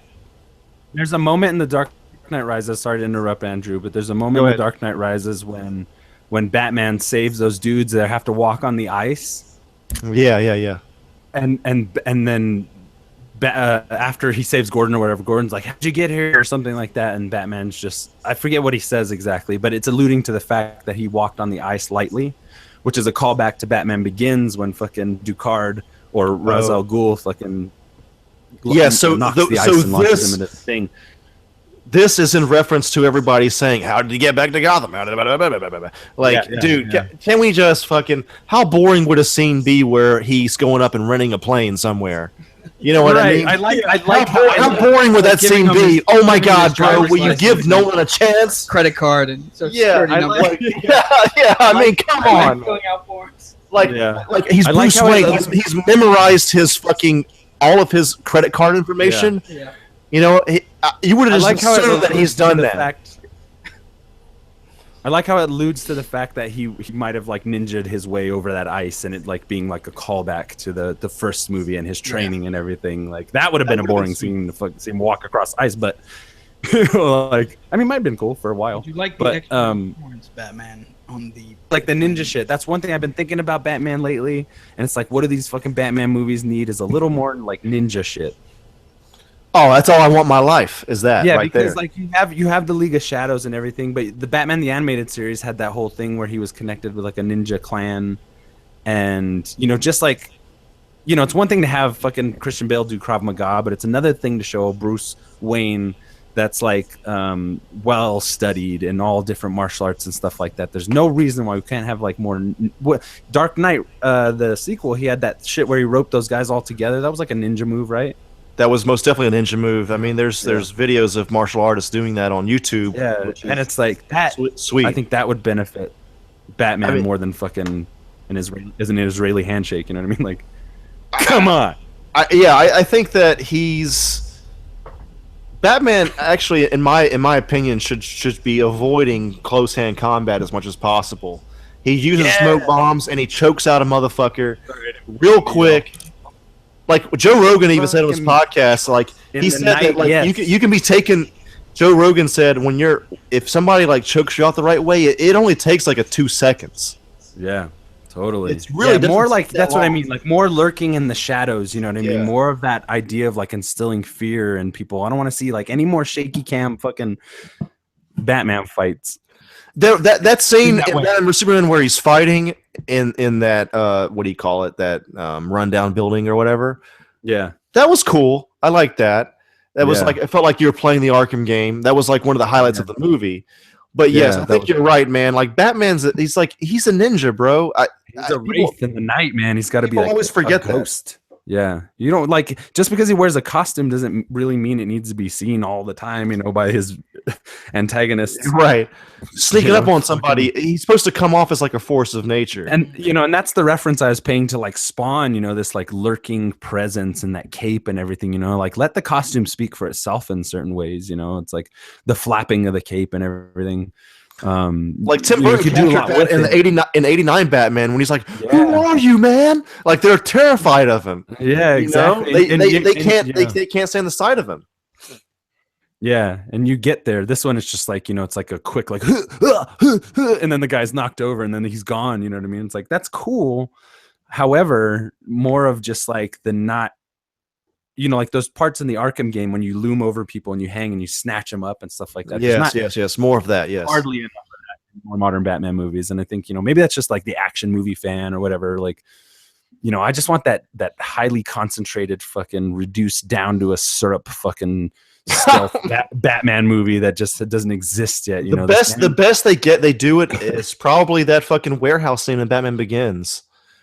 Where he's like, "Where are you?" And then he goes away. Right here, like that scene is like, oh my god, I can die right now. This is so good. Andrew loving some Batman. I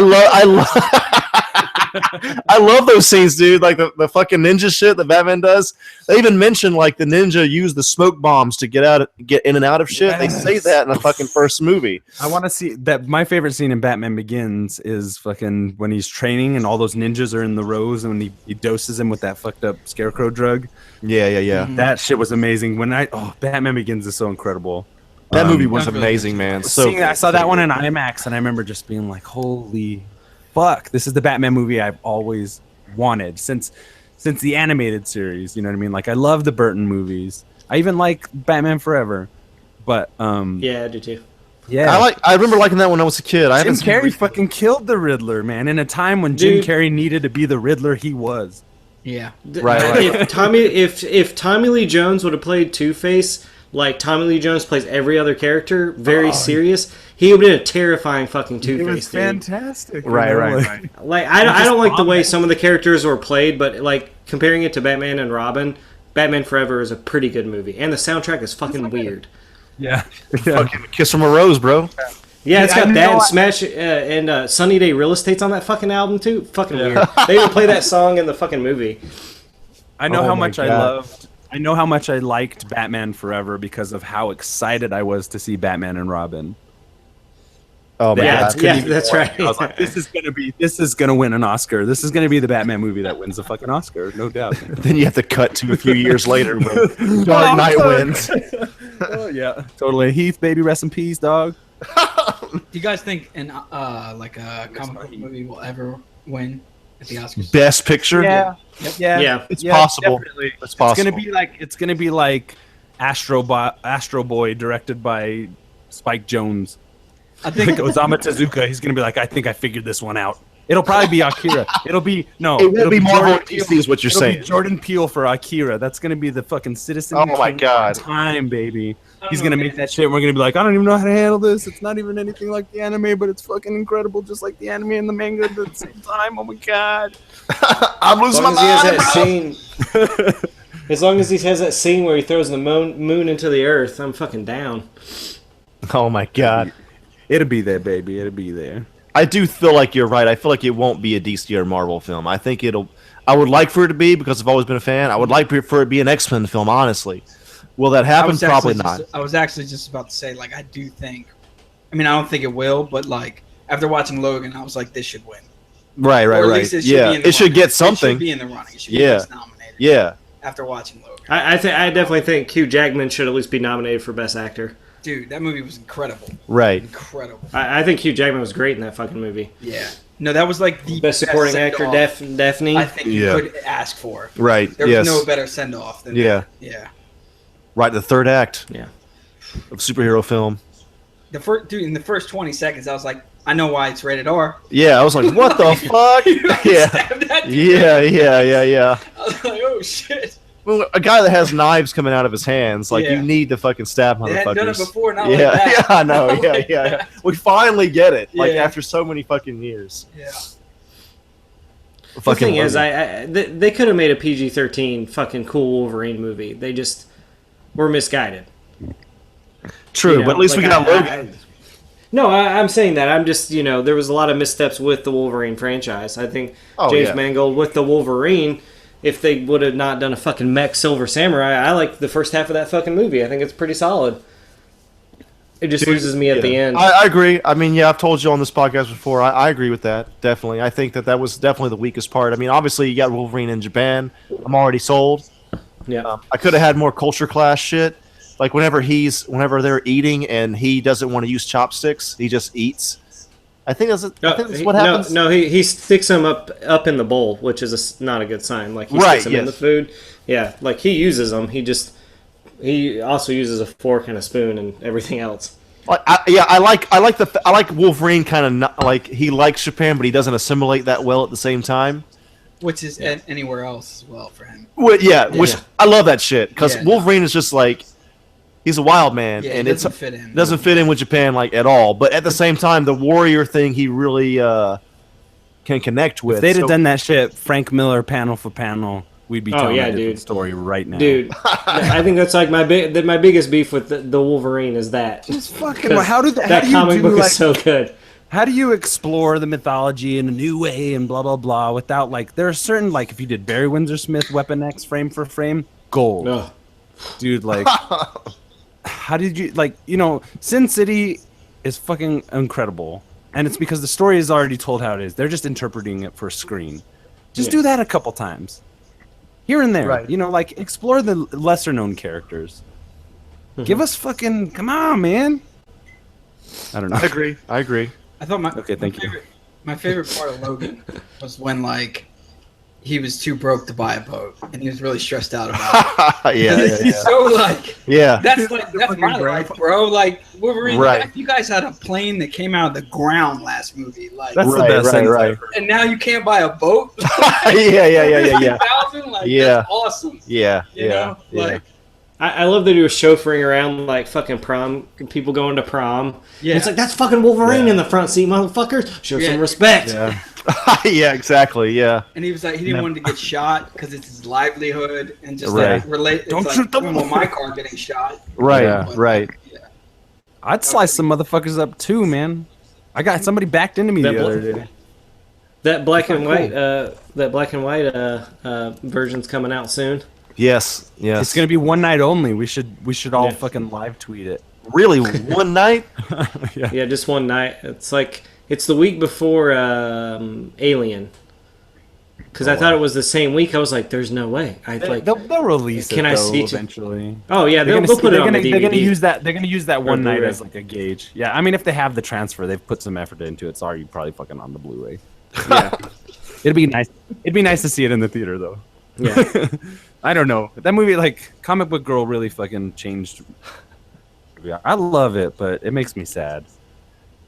What movie is that? Yeah, her review of it is very, like... This is Logan you're talking about? Like personal. Yeah, Logan. Comic Book Girl does it. Comic Book Girl 19, her review of Logan, it's just like... Anyway, I love Logan, but I agree a lot with what she has to say about it. Check out her fucking review of it for that.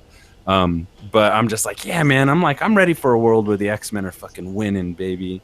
Like where the X-Men are like doing some good on this earth, not just fucking pariahs of society. True, yes, that sounds good to me too. It's a huge part of the story, and it often is the crux of their the X-Men is really like a tragedy, honestly. Like they're always facing like the most heaviest hardships, but there are moments of lightness, you know what I mean? Like, and if you take that first Mutant Genesis storyline, tweak that a little bit, baby. Come on, let's do it. Come on, baby. True that. I can. I mean, just fucking Matthew Vaughn. Just get him back. Give him whatever he needs to do. Anyway, go ahead. No, I was saying I think they've done a ton of good. I mean, they prevented the extinction of their. But and I hear what you're saying. Like, it'd be nice that if they could actually like instead of preventing the death of the species, say, hey, like, what should we do about the economy? Like, let's tackle that. Right. Yeah. They should be using their mutant powers to fucking, whatever. No, but but I do, it's like, it's just like we're due for a little bit of, like I love the flawed hero idea of Logan and everything. It's really great. It's like Leon, it's really great. Yeah. But I also love Wolverine, and I love the hero part of Wolverine, the superhero part of Wolverine. And I just want a little mix of that, like mix it in a little better. I mean, I think I thought that was like that's what we were witnessing, the torch being passed right there, right? Like Logan is like this guy who's like he's not good at certain things. He doesn't care anymore. He's like, I'm not. Yeah. But his daughter, has a shot. Yeah. Comic Book Girl had a good point where she was just like, what the next day he couldn't like chaperone them to where they needed to go or whatever. He slept in, you know what I mean? Like a scene where he's denouncing her at that point. But their relationship throughout the movie really isn't that difficult. Like he's just a fucking frustrated dude, obviously. So like, and she's like tough as nails. So like, it's not that hard for them actually to get to the core of their relationship. For him to be like, no, I'm not going now, and then sleep in, that was kind of hurtful in terms of the character. I'm just like, he would have fucking been up and at him for Rogue. He would have been fucking waiting out there for Jubilee. You know what I mean? Like, we just haven't seen that turn of Wolverine's character yet because it's been so convoluted onto a lot of other things. And I love the X-Men movies for what they are, and I'm glad they exist. The first one is dope. First Class is great. But there's a lot that has been left unfucking turned. And I hope with this Dark Phoenix sequel business they do. If they don't have that fucking scene on the fucking shuttle when Jean Grey is like aging rapidly and dying out while the Phoenix spirit is making a deal with her. You know, if they don't have that scene in the fucking Dark Phoenix, that's some bullshit. That's the most emotional comic book scene ever written. The thing I want to see from the Dark Phoenix saga is Jean out of control. That's the thing I remember when I was a kid that was so powerful to me. Like Harley Quinn? More than that, like the Dark Phoenix is like she's lost her fucking mind. I want to see. No, it's not even that, because the character is like an omnipotent kind of like being, to where it's just like, these like humans or these other mutants, they don't resonate with the same like purpose that I do. So be gone with you. You know what I mean? There's like this like ancient kind of like royalty aspect to the Phoenix spirit that is just beyond humanity, beyond any existence. She's up there with the fucking Celestials. You know what I mean? So it's like, that's true. I remember like when I watched the X-Men cartoon when I was a kid, I was just so taken aback by like Jean was always so kind of cool-headed. Yeah, she was like a female Cyclops in that way, but she went absolutely insane. Wasn't that the third movie? Yeah. If they do that, they've been hinting at this fucking Dark Phoenix shit forever. Sorry to interject, but if they go that route, then they have to do the whole Madeline Pryor thing, because it's a really emotional kind of thing. It's about a woman and what she wants, and here and there. Like she has Jason Wingard, who's this like dashing. Her mind is in a whole other time and place where this romance is going on, but she also has Cyclops looking for her. This romance that's already started. A lot of what happens with the Phoenix power is interpreted through that Madeline Pryor character, the Hellfire Club, and everything like that. So if they see her going into madness, that's when you really see her like going mad with power. But it's a combination of the two minds. But I don't know. It depends on if they're going to go to space or whatever. So like, who fucking knows, man? I just hope it shouldn't do it. I hope it could be a mess, man. I feel like this X-Men movie is going to be a mess. Dark Phoenix is a gamble. Dark Phoenix is a huge thing, and you ask any comic book writer who worked on X-Men, you ask Claremont, you ask Jim Lee, any artist, you ask anybody who's in the entertainment business who's worked on fucking X-Men, Zach Penn will tell you Dark Phoenix is not a good idea. I mean, you're talking about sort of like another spirit, like a spiritual, larger than life element. Yeah. She's like an ancient force that is like, it's like dude. That sounds just like the thing we just saw in Suicide Squad. I mean, am I wrong? It's better than that, interesting but similar. Point that Mike makes. I mean, it could be as bad as that movie. Yes, it doesn't work in a future Raw. I've always felt like that. It's like, don't go to that level, to this like godlike force. Yeah, because that's the whole reason we need superheroes. Is because like we're dealing with, right. Yeah. I don't know. Yeah, I think you're right. Yeah, it's gonna be tough because it's just gonna be overblown. It's gonna be fucking Sansa fucking yelling at everybody for 2 hours. The possession aspect is kind of cool, but right, they're gonna go wrong with it like they do with every fucking X-Men movie, because they're on a momentum now where it's not gonna change right away, because they have, for whatever reason, I don't know, they have an itch. I hope they just lean more towards into the X-Force and the Deadpool in terms of X-Men. Like they know somebody fucking, whoever got Colossus that much into Deadpool is a genius, because it's not Deadpool that introduced the X-Men universe. Deadpool's his own thing. Mm-hmm. It's Colossus connected the X-Men into that universe, and now they're going with X-Force.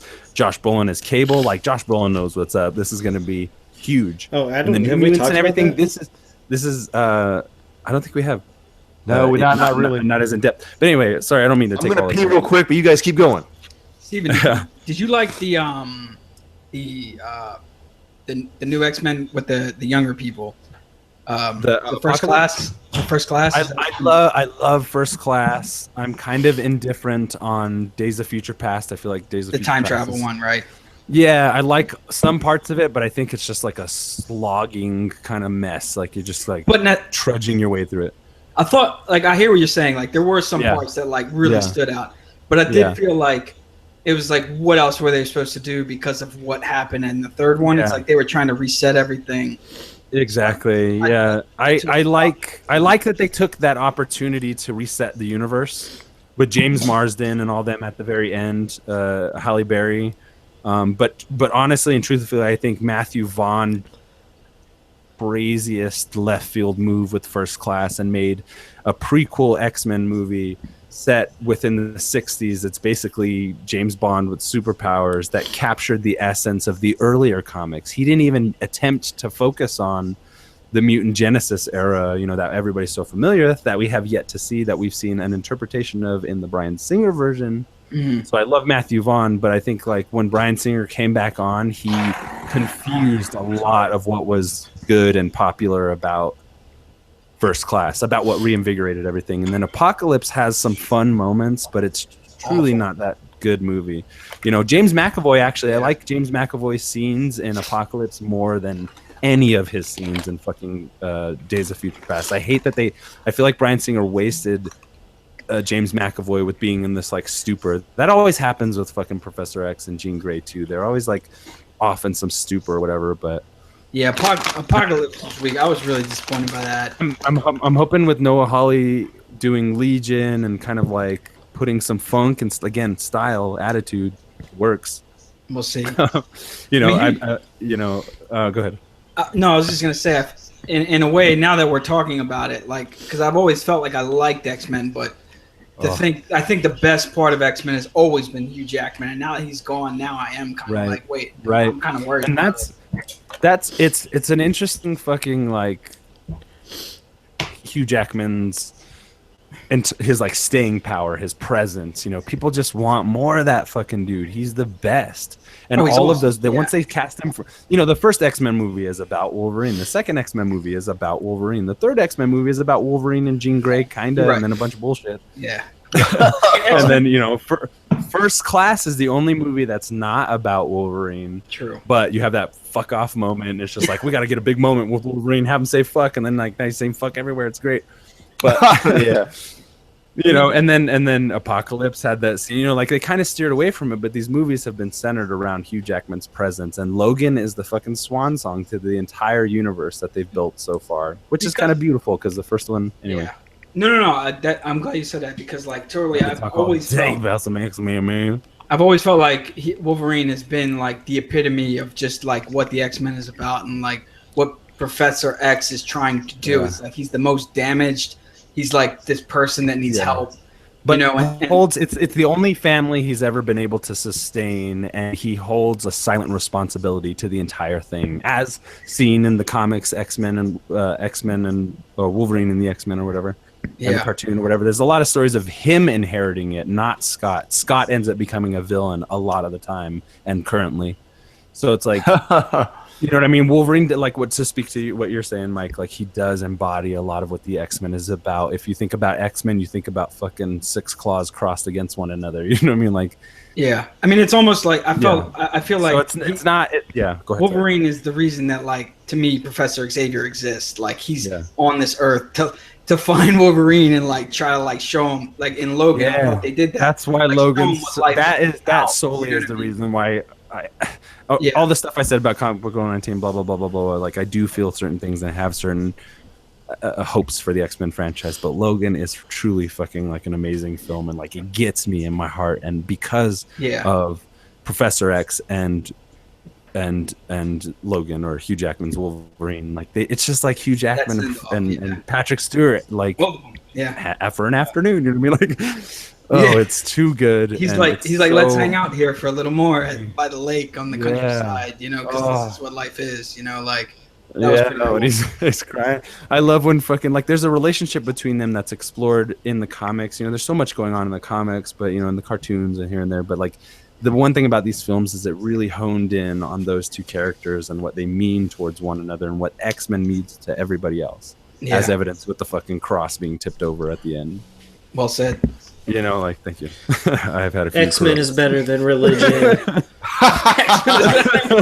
That's what I take away. That's the takeaway. That's true. Thank you, Logan. That's why I love Comic Book Girl 19 for her shit, and like X-Men is my thing. But I'm gonna check that out. Anyway. I haven't seen that, but I will check. Yeah, she did some really great documentaries about the first kind of like 3 pivotal generations of the X-Men. It's fucking incredible. We also went to the same college as her, but she went after us. Okay. Yeah, so that's cool. You guys make the connections, baby. Not yet. We're going to very soon. She Yeah. You can only play that card once, but do it. Yeah, I know. We will. Yes. But as far as Logan Black and White, like. If it works out timing wise, I'm fucking there. That sounds fucking awesome. Yeah. Same weekend as Alien Covenant? I think it's the week before. Okay. So maybe the summer started. I gotta go to the movies. I'm going to the movies tomorrow, my friends. What are you gonna see, bro? I'm gonna go see Colossal. I'm gonna go see, what was the other one? Free Fire. I'm gonna go see Colossal. I'm gonna go see Free Fire. I want to try and see Your Name. Might skip to the back, but I think those two. What else is out right now? Not a lot, Nothing, man. really. You named all the Okay, good that's ones. good. Okay, so 2 movies. I'm gonna go see that shit tomorrow. That'll be nice. I'll get some ice cream. The last thing on my list on the fucking news segment, bro, is I know we went on a huge tangent, but that's all right. It's all good. It's all good, man. It's gonna be high on. As long as we It's always talking, it's time all for good. X-Men. Star Wars Episode 9, Ryan Johnson will not write the script. I wanted to end on a happy Good, he's note not directing it. for you guys. I know. I don't know why this was a news segment, but it was. I was like, all right, whatever. But I knew you guys would feel for this, so yeah. Can I go first? I'm not Go gonna ahead. Go Yeah, along. go ahead, man. Yeah. Obviously, since they're using like a producer kind of like route to make these movies, like it makes sense. Like whatever, who cares? They did the same things with the original trilogy, and I think what makes Star Wars fantastic as fans who are at the level of being able to do something about it, having a say in the creative process of the successive movies, which seems like that hasn't changed that much. So I think it's kind of like a clickbait article. Could be, yeah. You know what I mean? Very possible. Because it's like, oh, like any Star Wars fan is like, oh, duh, fucking like exactly what Maddie said. You know, I'm like, duh, fucking, like, yeah. you know what I mean? Like, but and I don't know. It seems like people want to stir shit up, and I'm not even trying to defend Ryan Johnson. So I have a few words to say to him. If I ever meet him in person, I'll be amicable. Sir. But it's cool. Like it's, you know, it's really about like the producers and the story group that control the continuity and the canon, and as that might end up ultimately becoming in terms of Star Wars somehow. I think that's a good route in terms of like, to me, Star Wars right now is kind of like the best bag of Cheetos you ever got out of a vending machine. Because you can go back to that vending machine and get another bag of Cheetos and it's just as good. Like they're just like, don't fuck up, like don't break it if it's not, you know, don't fix it if it's not broken. Just let it be, you know, like it's fine now, it's fine, it's good enough. And Leave you're it. saying Ryan Johnson breaks it up too much? Don't kill the No, goose, man. I'm optimistic about The Last Jedi once I got over my emotions initially. I still don't like Ryan Johnson, but you guys helped to like rein me in a little bit. He was talking some major shit, Mike. He does not like Ryan Johnson, the I don't director like Ryan Johnson. of the next Star Wars film. Oh, the next one. Unlike Yeah. that guy, and I know I'm taller than him, so I don't like that guy. You want to fight him? Man, it I don't want to fight him. I just want to stare him down. You know, like Tear him down. Okay. I have some fucking weighty Like your opinions words. about what you're doing to the Star. No, I don't know, but you guys like Rogue One, right? love Rogue One. Yeah. Took me a while It was. on Rogue One. You didn't like it at first? I've heard a lot of people say that, and it's kind of recently. It's Took me post a while. Blu-ray. I worked Post Blu-ray. I worked at a QC spot, so I had to watch it like maybe like 5 or 6 times. Yeah. And it was Ooh, like, that's rough. It's not. I watched What? it about 3 times in the theater. It's not the easiest movie to like continue to revisit. It's pretty dark. actually, it was for me. It was like by the 3rd or 4th time, I was like, okay, this is good. But the first couple of times, I was like, Oh, I you see. know, but maybe I don't know. It was probably just because of like where I was at and I was watching it. But It was Yeah. work. You gotta give the wars full attention, man. You gotta give them. Not to say that you weren't. All I'm saying no, is, I wasn't. personally, No, you're absolutely right. I was not. I draw the shades.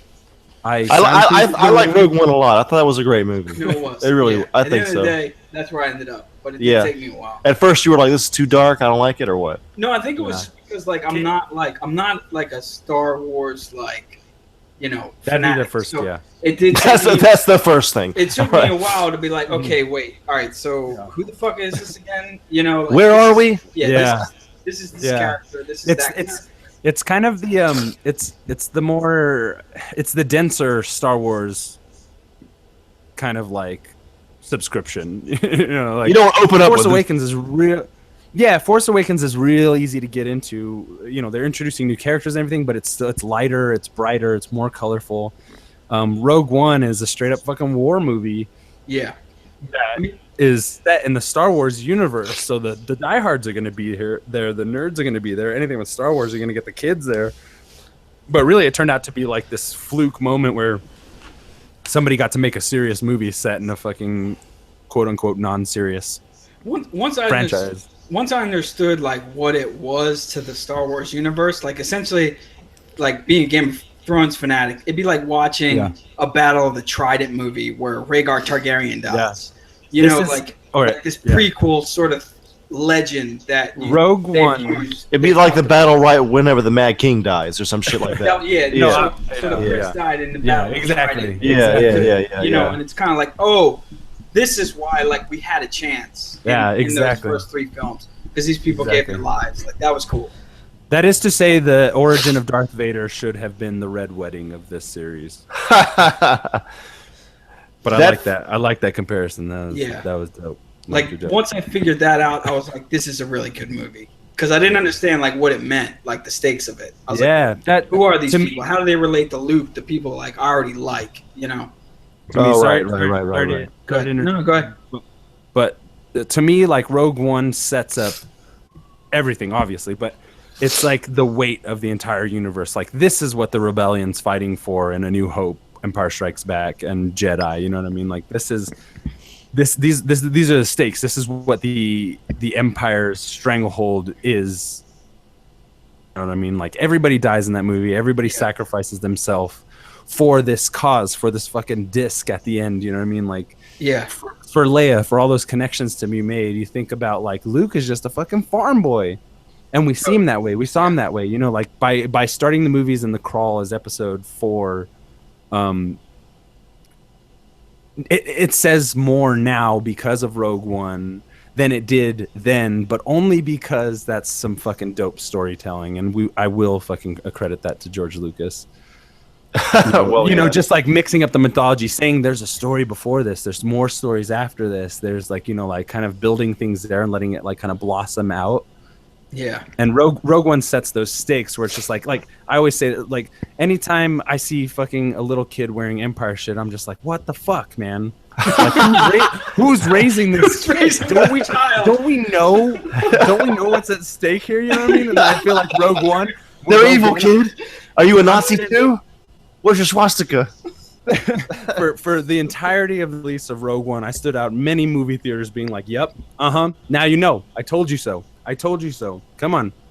You know, this is what we're fighting for. And then so when I hear Luke say something like I need the Jedi to end, whatever. I know it's just drama. I know it's going to be good. Whatever, Rian Johnson aside. But when I hear that, I'm just like, fucking no, man. Like, why? No. I think he wants to, like we talked about this in the chat, but I think that he wants the Jedi to end personally because he's tired of Jedis going bad and becoming like the worst Sith they've ever seen.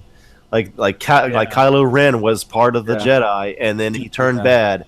And Darth Vader was the same way, and he's tired of people turning the Force into the dark side. If no one ever starts at the Force, no one ever is trained, then no one ever become a Sith Lord. But here's the thing: that's his thinking. I think the Sith want nothing more than the Jedi to be destroyed. So you're saying like, what if that's what Luke wants? Then that's just what Luke wants. That doesn't have anything to do with what the Sith Lords are doing at present. I don't know how they'll handle that, but I think that in his mind, as soon as the Sith Lords are dead, they're gone away. I think it's going to be. He doesn't want to. He doesn't want to like continue the tradition. I think it's going to be a story of Rey, quote unquote, Ray of Light, like softening that motherfucker up, and he trains her how to be a Jedi, and he realizes the battle at stake. You know, that same theme that's carried over from Rogue One and Force Awakens. And we'll get some dope Luke shit. I don't think he's going to die. I think they're going to find a way to, like, blow up Leia's ship or something, but... and Leia's going to have a role in this movie, too, you know? What I don't like... I really like the trailer. I watched a couple of fucking, like, breakdowns of it. I actually really like the Last Jedi trailer now that I've, like, kind of sat down with some other people. Mike, so just explain to you real quick. Whenever you first saw this trailer, he hated it. Who did? Stefan was taking a big shit on this trailer, bro. Okay. He was like, "Fuck Ryan Johnson. He is the biggest piece of shit I've ever seen in my life. This is the worst Star Wars trailer. I'm not even going to see it." Like, it was, dude. I couldn't believe your reaction, bro. It was ridiculous. I would never miss wars, bro. Fill me in. So, The Last Jedi is the second one in the Last Jedi sequel to Force Awakens. The sequel to Force Awakens. So and all the new characters and the old characters, you know, saying their goodbyes or whatever, but. Trailer was very cryptic. It was attempting to be mysterious, and it got me more in an emotional place. Like, I feel like, honestly, if I had a fucking, I feel like Darth Vader more than I feel like Luke sometimes. How does that have to do with it with the fucking trailer? What are you talking about? What I'm saying is, like, hey, tell us, man. Yeah, let us know your feelings, bro. I get the fall. Like, I get the frustrations of not, you know, like having so much intention and it not going your way. That's why Obi-Wan, it's like, it's really about Obi-Wan and Vader.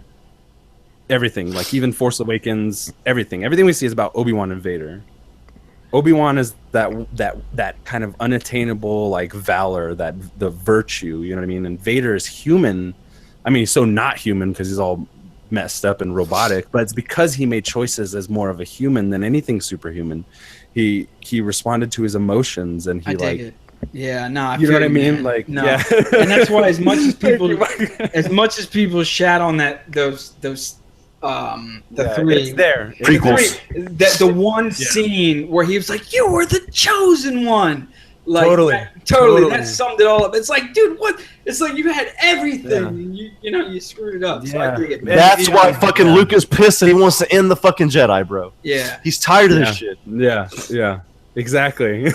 Maybe it's fucking somehow it's George Lucas. Like, I bet when George Lucas heard that shit, he was like, "Going out to walk the dogs today. We're gonna yay! I'm gonna come out with fucking. I'm gonna call up Frank and Stevie, and we're gonna get together and we're gonna talk films again." Be another Indiana Jones motherfucker, like. Full disclosure, I've only seen the Indiana Jones movies once each, probably. Really? Watch the original 3 again. Amazing. Yeah. I'm more of a Star Wars fan out of the two things. Yeah. Yeah, but you'll find time one time when your family locks you away in the home, you'll have time to watch it. True. Yeah, and it'll take you on an adventure. You'll be in the Sahara. You'll be in Africa. If somebody were to ask me what's my favorite Indiana Jones movie, I probably couldn't tell you because I watched them like back to back. Temple of Doom, probably, because it sounds. Dude, I don't even fucking remember, bro. Like, I liked them, but I don't know. It just didn't have the same impact as Star Wars. Just watch Raiders of the Lost Ark. Watch Raiders of the Lost Ark. That's just a fucking incredibly fantastic film. I'm not down. I don't mean to browbeat you, but yeah, it's just. I mean, I'm more of a sci-fi guy at the end of the day, so it's just I feel that shit. Boy. Or sci-fantasy. I don't know what the fuck. Anyway, you know what I'm saying. All right. That's pretty much the end of the news segment shit I have. I don't know what else you guys have. If you have anything, feel free to speak your mind now. Oh, I just wanted to say, I wanted to bring up the issue about, or not issue, like, it's not die or anything, but the Anakin. Oh yeah. The last. The you know, a lot of there's been a lot of like fan speak, like people support that, you know what I mean? Hayden Christensen was at the celebration and talked to people a little bit. What do you guys think about, like, not only Anakin Skywalker, Hayden Christensen as Anakin Skywalker in The Last Jedi, and also okay, so just to go real quick, if this is true, that involves flashbacks. Am I right? Because it could involve flashbacks or like forced ghost shit. They've already. So we know. So here's the thing: we know we're not gonna get original release Blu-rays, anything in new media. We know we're just not gonna get those. At some point, the editions, the special editions and stuff, something was concrete, and like those are the fucking movies. And one of the things to come out of that was Anakin, young Force ghost at the end of Return of the Jedi. Right. Yes. That's what it is. You know what I mean? So that's their avenue into either having him, and not only that, but they have already paid reference in The Force Awakens to him speaking to grandfather, this, and that. So there's something there. You know what I mean? And even if they old him up, you know, it could still be Hayden Christensen. I don't know. It's really about how much you like Hayden Christensen, I think. I mean, him showing up, it could just be him being at the celebration, but there probably is some meaning to it. He probably is. Yeah. It would round things out in a concrete way that I think the story group is focused on. I think he's definitely going to be in the Last Jedi. It might have something to do with the Sith training too, as well. With right, Noke. Maybe some old. He can't be. He trains him with fucking old Anakin training shit or something. Maybe they mix Clone Wars in some there. Anyway, go ahead, Maddie. Can't be Sith because he turns good at the end of Return of the Jedi. Oh yeah, that's true. Yeah, so it'd have to be like maybe it's small. Maybe it's like Holocube or something like that'd be cool if they incorporated in the training. I think that's a very good, very smart observation, Andrew. I think as a Star Wars fan, I think you're one of the top guys. Thanks, bro. Thank you, man. It's an honor. Anyway, I didn't mean to derail that whole thing, but fucking, I'd be down with it. Like, it is what it is, and things are going good now. So fucking, why not let Hayden in on this? Natalie Portman ain't gonna be in them. No, she hates Marvel Disney now. Anyway, so Maddie, what did you think about the Hayden Christensen thing? If it makes sense, I'm down with it. Doesn't? I mean, whatever. Yeah, who gives a I'm not going to see this movie because of Hayden Christensen. I'm going to see it to see what happens with the characters I want to see now. So he probably won't have that big a part. Maybe he'll. I mean, I don't know. I mean, he's going to have a scene probably. If he has anything more than 1 or 2 shots, I'll be very. They're flashing back to what, young Vader, or? I guess. Yeah. I mean, no one really knows. I mean, how else would he be? Oh, because he was saying like the ghost thing. Like as a ghost. That's the only way. Yeah. I gotta be honest, that sounds pretty stupid. I think it should be a flashback. Yeah, but they don't do many well, they did do one with Rey, right? It was like when she's a kid. Dream thing. Yeah, they do them a little bit, but yeah. Star Wars doesn't do a lot of time jumping, whereas Star Trek does nothing but time jumping. Yeah, they play with that. I mean, Luke might show Rey how to use the Force, like to conjure up, or maybe we'll get some Yoda and some fucking Obi-Wan and some, I don't know. I mean, Yoda. I don't know. Yoda's my favorite. Yoda's awesome. Yoda's the best character, bro. More Yoda, less everything else. I think the thing that broke me the most throughout all the Last Jedi shit was the Rian Johnson changing the scar. I was just like, fucking shit. I don't think that'll be it. That probably won't end up being much of anything, though. You think? I mean, is that really indicative of at the end of the day, you think it's indicative of a lot of him fucking around with Star Wars? I don't know. It just seems kind of. All right, so it just bugs me. Let me explain to Mike real quick. So, Kylo Ren in Force Awakens gets a huge scar across his face in that last fight with Rey. So in Last Jedi, what has been shown in the trailer is that scar has changed shape and position. And the director literally just said, I just didn't like that scar. Yeah, basically. I didn't like that actor. Can we also replace Rian Johnson, everybody. So JJ, but on JJ's fault, that was kind of a shitty place scar. It'll look good. No worries. I mean, it's kind of like a. It doesn't mean Rian Johnson's not a shit. It doesn't mean J.J. Abrams didn't put the scar in like a weird place. Like he didn't really think about it, honestly. I mean, kind of maybe he did. I mean, I don't know. I mean, you can't it's whatever. I mean, I don't think war wounds are supposed to be attractive. When you get in a fucking fight, it's just like. Can we break this down really, break this down a lot right now? That scar was caused because of Rey doing a lightsaber swipe at Kylo Ren in the last battle. Is that what happened? I hope she has a line where she's like, "Your scar has moved. How strange." The Sith, you wench.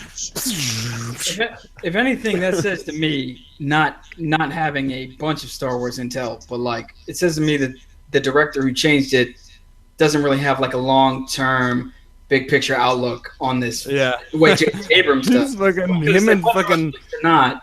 You're clearly discontinuing. he doesn't. He's like kind of doing his own thing. Yeah, exactly. Yeah. Which upsets me. Yeah, I agree. I said he and George Lucas are meant for each. They're the same little fucking Weasley little like I'm a genius, but fucking yeah, this is brilliant, this is great, let's move on with it. But like, no, I don't want to. Same director that did Looper, Mike. Oh, Looper. I want to move the scar. He said, that dude. That director said, "I want to move the sky." Fuck Ryan Johnson. I hope I meet him one day. I'm just gonna come up to him and be like, "Hey, man, I don't like any of your movies. I don't think you're a very nice guy. I really wish you didn't do half the shit you did in The Last Jedi. I just wanted to come up and tell you that. Thank you. Do you have anything to say to me before I leave?" And he'll be like, and I'll be like, fucking gone. He'll be like, "You're the third one today." Yeah. I'd be like, I really wish I could slap you in the face, but I think I'd get in trouble for doing that. I'm sorry, but I really want to. No, I'm just kidding. I wouldn't wish any violence on anybody. But if I was wishing violence on people, if I could just berate him for a little while, punch a motherfucker in the face. No, but yeah, but yeah.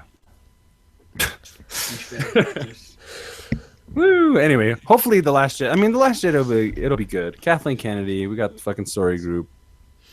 Dude, I really think it'll be fine. I don't think a scar is an indicative. It's gonna be great, and I think it'll be fine. Yeah, I think all the shit we're hearing is like a lot of clickbaity fucking movie sites being like, "Oh my god, it's gonna be shit," you know, because we already fucking are worried it's gonna be shit because of Ryan Johnson. However, I think these news sites are trying to like stir up some shit because they want to have controversy. They fucking hate him too.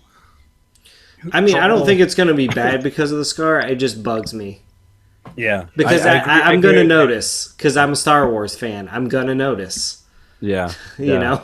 Who directed the first I want to be there when Maddie's just like, and that motherfucking scar, and people are like, oh. First one, it's like episode 4 in the 70s. No, the J.J. Abrams, Force Awakens. J.J. Abrams did that one.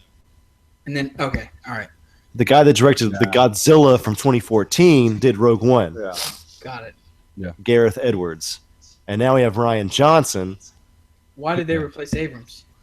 They wanted to switch out directors all the time. That was the origin. The original intent was to shuffle people around in terms of creative, well, in terms of like power positions, really. Yeah. Than anything, it's an interesting thing. I hope there's a documentary at some point about like the remake of Star Wars or the directing Star Wars, what it took to make it, what goes into it. I'm sure there probably already is one, but like Kathleen Kennedy. The story group, that dude Hidalgo, whatever, and fucking involved really. Jurassic World 1 and 2, the guy that's directing 2 right now, Colin Trevorrow. He's doing episode 9. He's not directing Jurassic World 2. Oh, he's not? No. Okay. Because he's got to get ready to do Star Wars, man. Jurassic World 1, at least, that guy's doing episode 9. The latest one. No, he's doing the one after this one coming out. No, I mean the latest Jurassic. Yes, the latest Jurassic. Yes. Yeah. Yes, it's all confusing, but yeah. Nah, I mean, yeah. I hope he doesn't have somebody running heels. That's the only thing I didn't. That part was, you know, why is she sprinting heels? I thought Jurassic World was okay, but I don't think it warranted being a huge mega hit that it was. I didn't either. Well, dude, it's got fucking dinosaurs in it. What's wrong with you? Every movie with good dinosaurs in it needs to be a fucking mega hit. I was with Jurassic World just took all the fun shit from Jurassic Park and just like replicated it. Like, I don't know if it's an age thing, but now I'm just like, I'm kind of into that. I think just recycle that shit. I'm into it. I don't go to Jurassic Park movies to care about characters. I go to watch fucking dinosaurs. That's true. I mean, I go for a little bit. I just could give a shit. I could give a shit. No, like I could give a shit about anyone in that movie. When that Chris Pratt could fucking die for all I care. When that raptor is coming running around the corner in slow mo and shit, like, and Chris Pratt, he's dreamy. Why not? I mean, yeah, sure. Motorcycle, bro. Sell those fucking movie tickets, but that's not why you're selling the movie ticket to me. I'm going for fucking dinosaurs. Right, that part when you never saw pterodactyls like that cool in a Jurassic Park movie yet. You wanted to see them in the first 2 at least, and the third one you got a little bit of shit in the atrium. However, in Jurassic World, you got this whole fucking like, that was so cool. They made it like a bigger theme park. They made it with people there, because the one thing about Jurassic Park, that works on the same time that you want to see it is there was no people at the actual park. There were no guests. This time there were guests. They upped the ante, and those fucking pterodactyls coming down and swooping in on guests was fucking incredible. So by the time that fucking raptor comes running around the corner in slow mo to fucking attack the fucking mutated T-Rex Spinosaur or whatever, like Adominus Rex. Dope, Jurassic Park, the book was great. The movies are super enjoyable. 1, 2, and 3. Jurassic World, like, this is a franchise for me that doesn't really, like, I can kind of keep it on the side here in the back pocket, but it doesn't disappoint for me. I think every single one of these movies has been good. Yeah. Because of dinosaurs. Every single Jurassic Park movie? Yeah. I mean, there's only 4 of them, but yeah, they've been good. Dinosaurs aren't explored as much in fucking cinema. They're not explored at all. Yeah. I like those spiky tail guys. The ones that, like, swing the tail in Jurassic World. They were my favorite. Preach the gospel of dinosaur movies, please. Preach it, because there's not enough. You know what we need right now is an Edgar Rice Burroughs fucking Journey to the Center of the Earth fucking reboot with some dinosaurs at the core of the Earth. What about shit? Or Cadillacs and Dinosaurs. Oh my god! Did you guys watch a movie with just dinosaurs and no humans? Oh, fuck yeah. I think that'd be pretty cool. The answer for Maddie is most definitely yes. It was called Dinosaurs with D.B. Sweeney. That's a great, fucking fantastic Dinosaurs. I mean, like, but not animated. Well, obviously it's animated, but right? Totally. You know Yeah, I would just watch a movie of fucking like dinosaurs clicking at each other or whatever, like a psychedelic fucking. Dude, don't get me. Don't no get subtitles. Me. Don't get me in the zone. Dinosaurs fighting each other. Making noises. I'm sorry. I don't mean to yell. Extreme movie, I apologize. Did Chris Pratt and all those characters really add that much to that fucking movie that you watched? No, you're right. You were there for fucking dinosaurs, man. One better thing is if they were riding the dinosaurs. You're right. I mean, that's the next move. You got to be riding fucking dinosaurs. You need Chris Pratt on the back of a fucking Triceratops with a Gatling gun or some shit. The head is like the armor, and you need like. See, this is where the people that made Kong Skull Island need to kind of. Well, no, I'm not even going to say that. I'm not going to go there. That shit. Oh my god! Here we go. But what we need is Chris Pratt on the back of a dinosaur with dual AKs fucking shooting. We need Bryce Dallas Howard like driving a truck next to a bunch of fucking raptors and a bunch of motorcycle fucking warriors like going into battle. Sounds like against Mad Max. She got to be in tactical gear in this next one, man. No more heels, no more fucking dress. I mean, can you imagine how hard that fucking was to do, though? Jesus. Yeah, Fuck. totally. I think one of my biggest disappointments with Jurassic World was whenever you realize that those Velociraptors are on the same side as the T-Rex thing. Yeah. Oh, it's great. It's a great moment. I wanted. He has raptor blood. That was a disappointment to me because I wanted to see a bunch of raptors just fucking rip that motherfucker apart, man. There's no way those raptors would have killed that thing anyway. With the group mentality, bro, they would have fucking gotten something going on. I don't know. I feel like if they would have gotten the swarm we saw it. They swarmed around them. He's right. We saw it. Dude, we did see it in the first one. It's in Jurassic Park, man, and T-Rex fucking destroys them all. He does. 3 of them try to take on a fucking T-Rex, and this thing's smarter and bigger. It's an animalistic understanding of ecosystem, like a fucking, like a cheetah will go at some fucking wildebeests again and again and again, but like in pack numbers, they may be able to drive them out. But if there's just a few of them, that fucking cheetah's gonna eat them motherfuckers. What was I saying? I love it because when they turn and you don't know if they're on their side, but that time when Blue is like. Yeah. He was like, yo, I remember you, Chris Pratt. I'm going to help you out, help you guys survive. I was like, oh, this seems so good. Humans and dinosaurs can coexist. Sort of. Sort of. Sort of. But that's the thing. You have to understand the relationship, the hierarchy, the ecosystem. Like, we think we're at the top of the food chain because we can fucking paint and shit. But really, they have fucking toe claws that will eviscerate you in an instant. Yeah. We're just kind of on the spectrum of existence here. I think the Jurassic Park movies capture that existentialist. I'd like to think my cat would help me out if a bunch of lions came after me. Your cat will not do that, bro. For me, like, come on. Like, dude, my dog, she's a little cats tiny won't do that thing, but she would fuck somebody up if they came at me. She would fuck them up. If somebody pointed a gun at me, I'd be like, "You better put that gun away." She's bad. Like, she can bite your dick off. About to pounce on that ass. She bit my friend's dick recently, Nice. which was What? a fiasco. I'm not proud of it, and I scolded her and we punished her adequately. However, she's got a taste for dick now, Yeah. and I can't. Get a taste for dick, bro. It's all She got a taste for dick, so I'm just like, I'm responsible Once for you this. stop, I baby. really Don't do not fuck with me. Lord, don't I know it? I hope someone dog fast will- forwards to this moment. blood in the water, man. She has the taste for dick now. I'm gonna put this in the front, dude. Welcome to Superhouse segment. This is gonna be the first line of this fucking podcast, bro. After Stefan's sexual noises, she has a taste for dick now. Welcome to Superhouse. Oh, that's perfect. Our female listenership is gonna skyrocket. Yeah, it's kind of fucking. We have none already, bro. However, my dog is a fucking living weapon, and I have control of her mentally, psychically. You're like Bran Stark. Like a He warg. wargs into Yeah, his so fucking. So you bit If the I dick. want your dick bitten Bite off, that dick. It's going to happen. she'll be the one to do it. It'll be a twitch, She'll be the one, not me. Okay.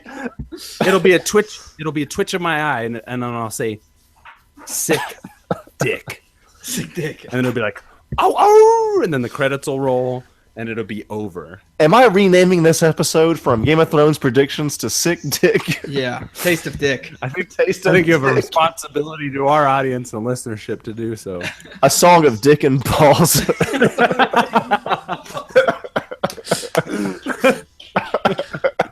Man. 3 titles. 3 titles, baby. You choose. Choose your own adventure podcast. Oh man. A song of dick and balls. That's the fucking episode. I swear to God, it's gonna be the name of this episode, man. All right, I'm into it. What's next on the docket? We've been going for 3 hours, bro. I I don't got know. at least 2 more hours before I peter out. Shit. The next on the docket is whatever you want, I guess, because I'm fucking out. Whatever you and Maddie want. I'm fucking. Man, I'm new good. segment I've is had about, done, man. I've had about 6 Coronas, man. I'm doing well. Yeah. Doing real well. Things over here, I think. We've been drinking as well. Yeah, oh my god. Anyway, Oh man, good shit though. Oh my god. for sure. Pretty cool. Superhouse podcast, everybody. Woo! Hold on to your butts. Hold on to your butts. Hold on to your butts. Bring me on, man. This is great. Yeah, thanks for coming on, dude. Game of Thrones correspondent, man. You're fucking doing it. Game of Thrones is coming. It's great, man. You living up to that fucking Yeah. title, bro. I'm telling you that right I'm now. reading the books right now. Yeah. Currently, yeah, I'm in like halfway through the first. And you've seen the show like 4 times all the way through? Yeah, well, more than that. I watched the More show- than that. Yeah, I watch the show every off season, so I'll watch it the whole way through before. Fuck yeah. God Yeah, damn, that's a dedicated man right there. Yeah, it's pretty dope. Hey, let me ask you a question, Mike, before you Yeah. leave. What character in the Game of Thrones universe do you liken yourself to? Whew. You know, that's funny because I think about that a lot. That's This interesting. is a safe space. Yeah, that's cool. I mean, is it though? You know, I have 2 brothers, so like I think about like we always joke about that. I would say like, if anything, I would say it's tough. If I'm in the north, it's Jon Snow. If I'm in the south, it's Tyrion. Right. That I can see in myself, like somebody who, you know, Respectable choices. yeah, I just Right. I really like those characters. I feel like I resonate with them. They try to do the right thing. You know, Yeah. they're not always respected. They make hard choices, that kind of thing. Yeah. How about you, Maddie? I don't know. I don't really think I like look at. I don't know if I like see anyone from that show like that. I mean, I like it. I just don't. I don't know. I'd probably have to watch it all again. I just don't, I don't know. It's just I don't have an answer for you. Very respectable answer. Andrew Bush. How about Good yourself? question. It's tough, man. I think probably Tyrion, just because he's the most relatable. I think he's kind of he's written to be that way. Sometimes I feel like I'd be Sam too, just because I'm not like I wouldn't be like the warrior. I'd be like I just want to study and know things. Yeah, yeah. So, Andrew Bush. Yes, I just want to be the smartest man in the room. But that's it. What about you, man? I want to say, not to be overly gregarious, but I want to say Jon Snow. Curly hair. Not that guy that fucked Daenerys. Oh man, seems like you like that. I want to. Yeah, that's probably in reality. That's probably more the role I fit. I changed my answer. It'd be Robb Stark because he fucked Talisa. Yeah, one he wasn't supposed to. Yeah. Saying anybody who fucked Melisandre, that's my character. I mean, no, but honestly, you mean that old lady? I think Gross. Arya Stark's. I'm into it. If she like put, I'm into it. All she has to do is put a fucking bracelet on. I'll break her off a couple times. If she's old, like I'm like, well, it's a balance. Like whatever. Like if you can give me that here and there. Mike has some things to say about this. I will build you a barn. As long as she keeps that thing on 24 hours a day. No problem. We got no issue. Yeah. It's like modern. But there's gonna be that time she takes it off and you walk in and you're like, "Fuck." Put that shit back on, dude. I can do that, man. My attention span is so short. I've already forgotten what you just said. So that shit would just be in my mind while the fucking was happening. I'd be like, "Oh my god, you're a fucking old witch under this. I can't do this." I would be okay if she was I've been well beneath my initial perceivable standards a few times.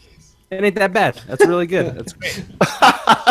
It's good to go outside of your limits. She's like, you're probably intelligent as fuck. We'll probably have the best conversations. You'd get magic dick just fucking. But if she gives me that necklace every here and now and again, shit, boy, I'm there. Like, anyway, you said Jon Snow.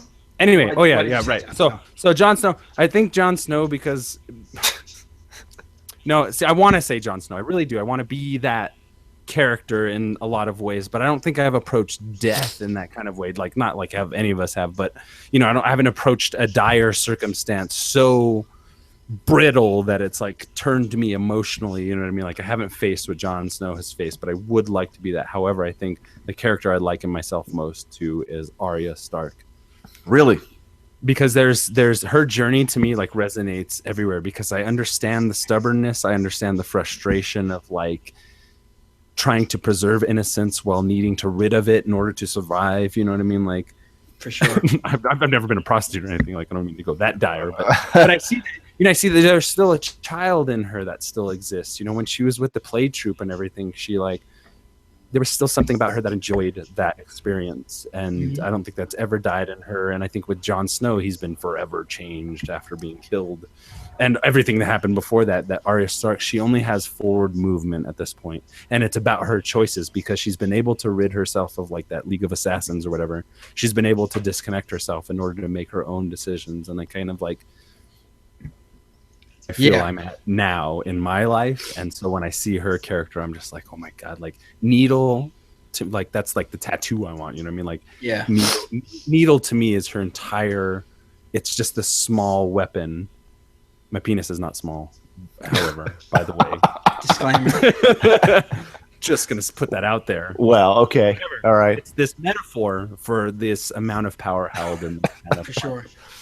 Timid, held back kind of personality. And I mean, I guess I'm not really like that completely, but when I see her on screen, I only want her. If everybody else died, I would only want for her to be alive. She's definitely a character of identity because she could have been a lot of different people. And I think she's been able to make choices outside of these rigid structures. And that to me is like the ultimate dream in terms of, there's something about like being like in your, at least for me, like I feel like with Arya, it's like being in your 30s and being able to like finally decide who you are. And I felt like that's what we saw with Arya.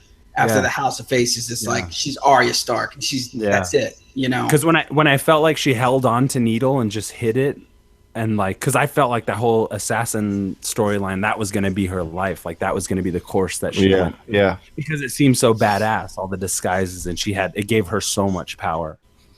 But to see her give that power up for what the Stark in her. Shout out to Maddie, motherfucking my boy. The Stark in her. The Stark in her shined through when she went back and got her fucking sword, and she knows all this crazy shit. And now she's just like, I have to stand on my own 2 feet in order to like move forward. God damn it! I can't wait for that July 16th show to come on. Yeah. Oh my god, we're gonna be losing our minds. Yeah, man, it's a while. It's just expected. We're gonna become a fucking Game of Thrones podcast for a bit. Yeah, I'm gonna go buy a sword tomorrow. Fuck it. I'm gonna have a dragon costume on. I've walked by this fucking same broadsword for the last few weeks. I'm just gonna buy it. Do it. I'm just gonna get it. Oh my god. So I finally have a reason to wear my loincloth. That's like you going to see Star Wars with the lightsaber. I guess that's not so out of the question. But. Next Star Wars, I'm gonna go in full Jedi garb, and people will try and talk to me like, "Oh, fucking awesome, man!" I'm like, "Get the fuck away from me! Get away from me, nerd! Stop! Don't look at me, fucking asshole! Get out of my way!" I'm just gonna be like the worst Jedi fan. If you call somebody else a nerd while wearing Jedi robes and holding a lightsaber, that would be the best, dude. Oh, Make can't sure wait. you film that. The wars are happening. I know. I'm gonna get one of those drones that like follows your GPS. I'm fucking. I don't have a cameraman. Anyway, I think that might do it, man. We're over 3 hour mark. I think we're right at 3 hours. Solid end, man. Hell yeah. Any closing remarks from anybody on the crew here? Wubba lubba dub dub, and away we go. Maddie? I can't top that, so. Well, thanks again, Mike. Good fucking amazing. I'm sorry I got a little drunk and I called you Matt in the beginning. Oh, it's all good. I feel really bad about that. You can edit that out. No, it's gonna stay in, man. I'm gonna own that, bro. I gotta own that, man. You gotta own it. I was already Safe drinking space. a lot of beers before we started this shit. Safe Yes. space. Senior Game of Thrones correspondent, fucking holding his In weight. fact, my real name is No One. I am No One. You're the faceless man. Oh, that's the god I worship, actually. So Yeah. it's all good. You have any closing remarks? No, man. Just thanks for bringing me on. Love the podcast. It was fun. It was fucking great. Yeah, man. Good times. All right. Well, thanks for listening. This has been episode 69. Catch you on the flip flop. Avita saying. Later.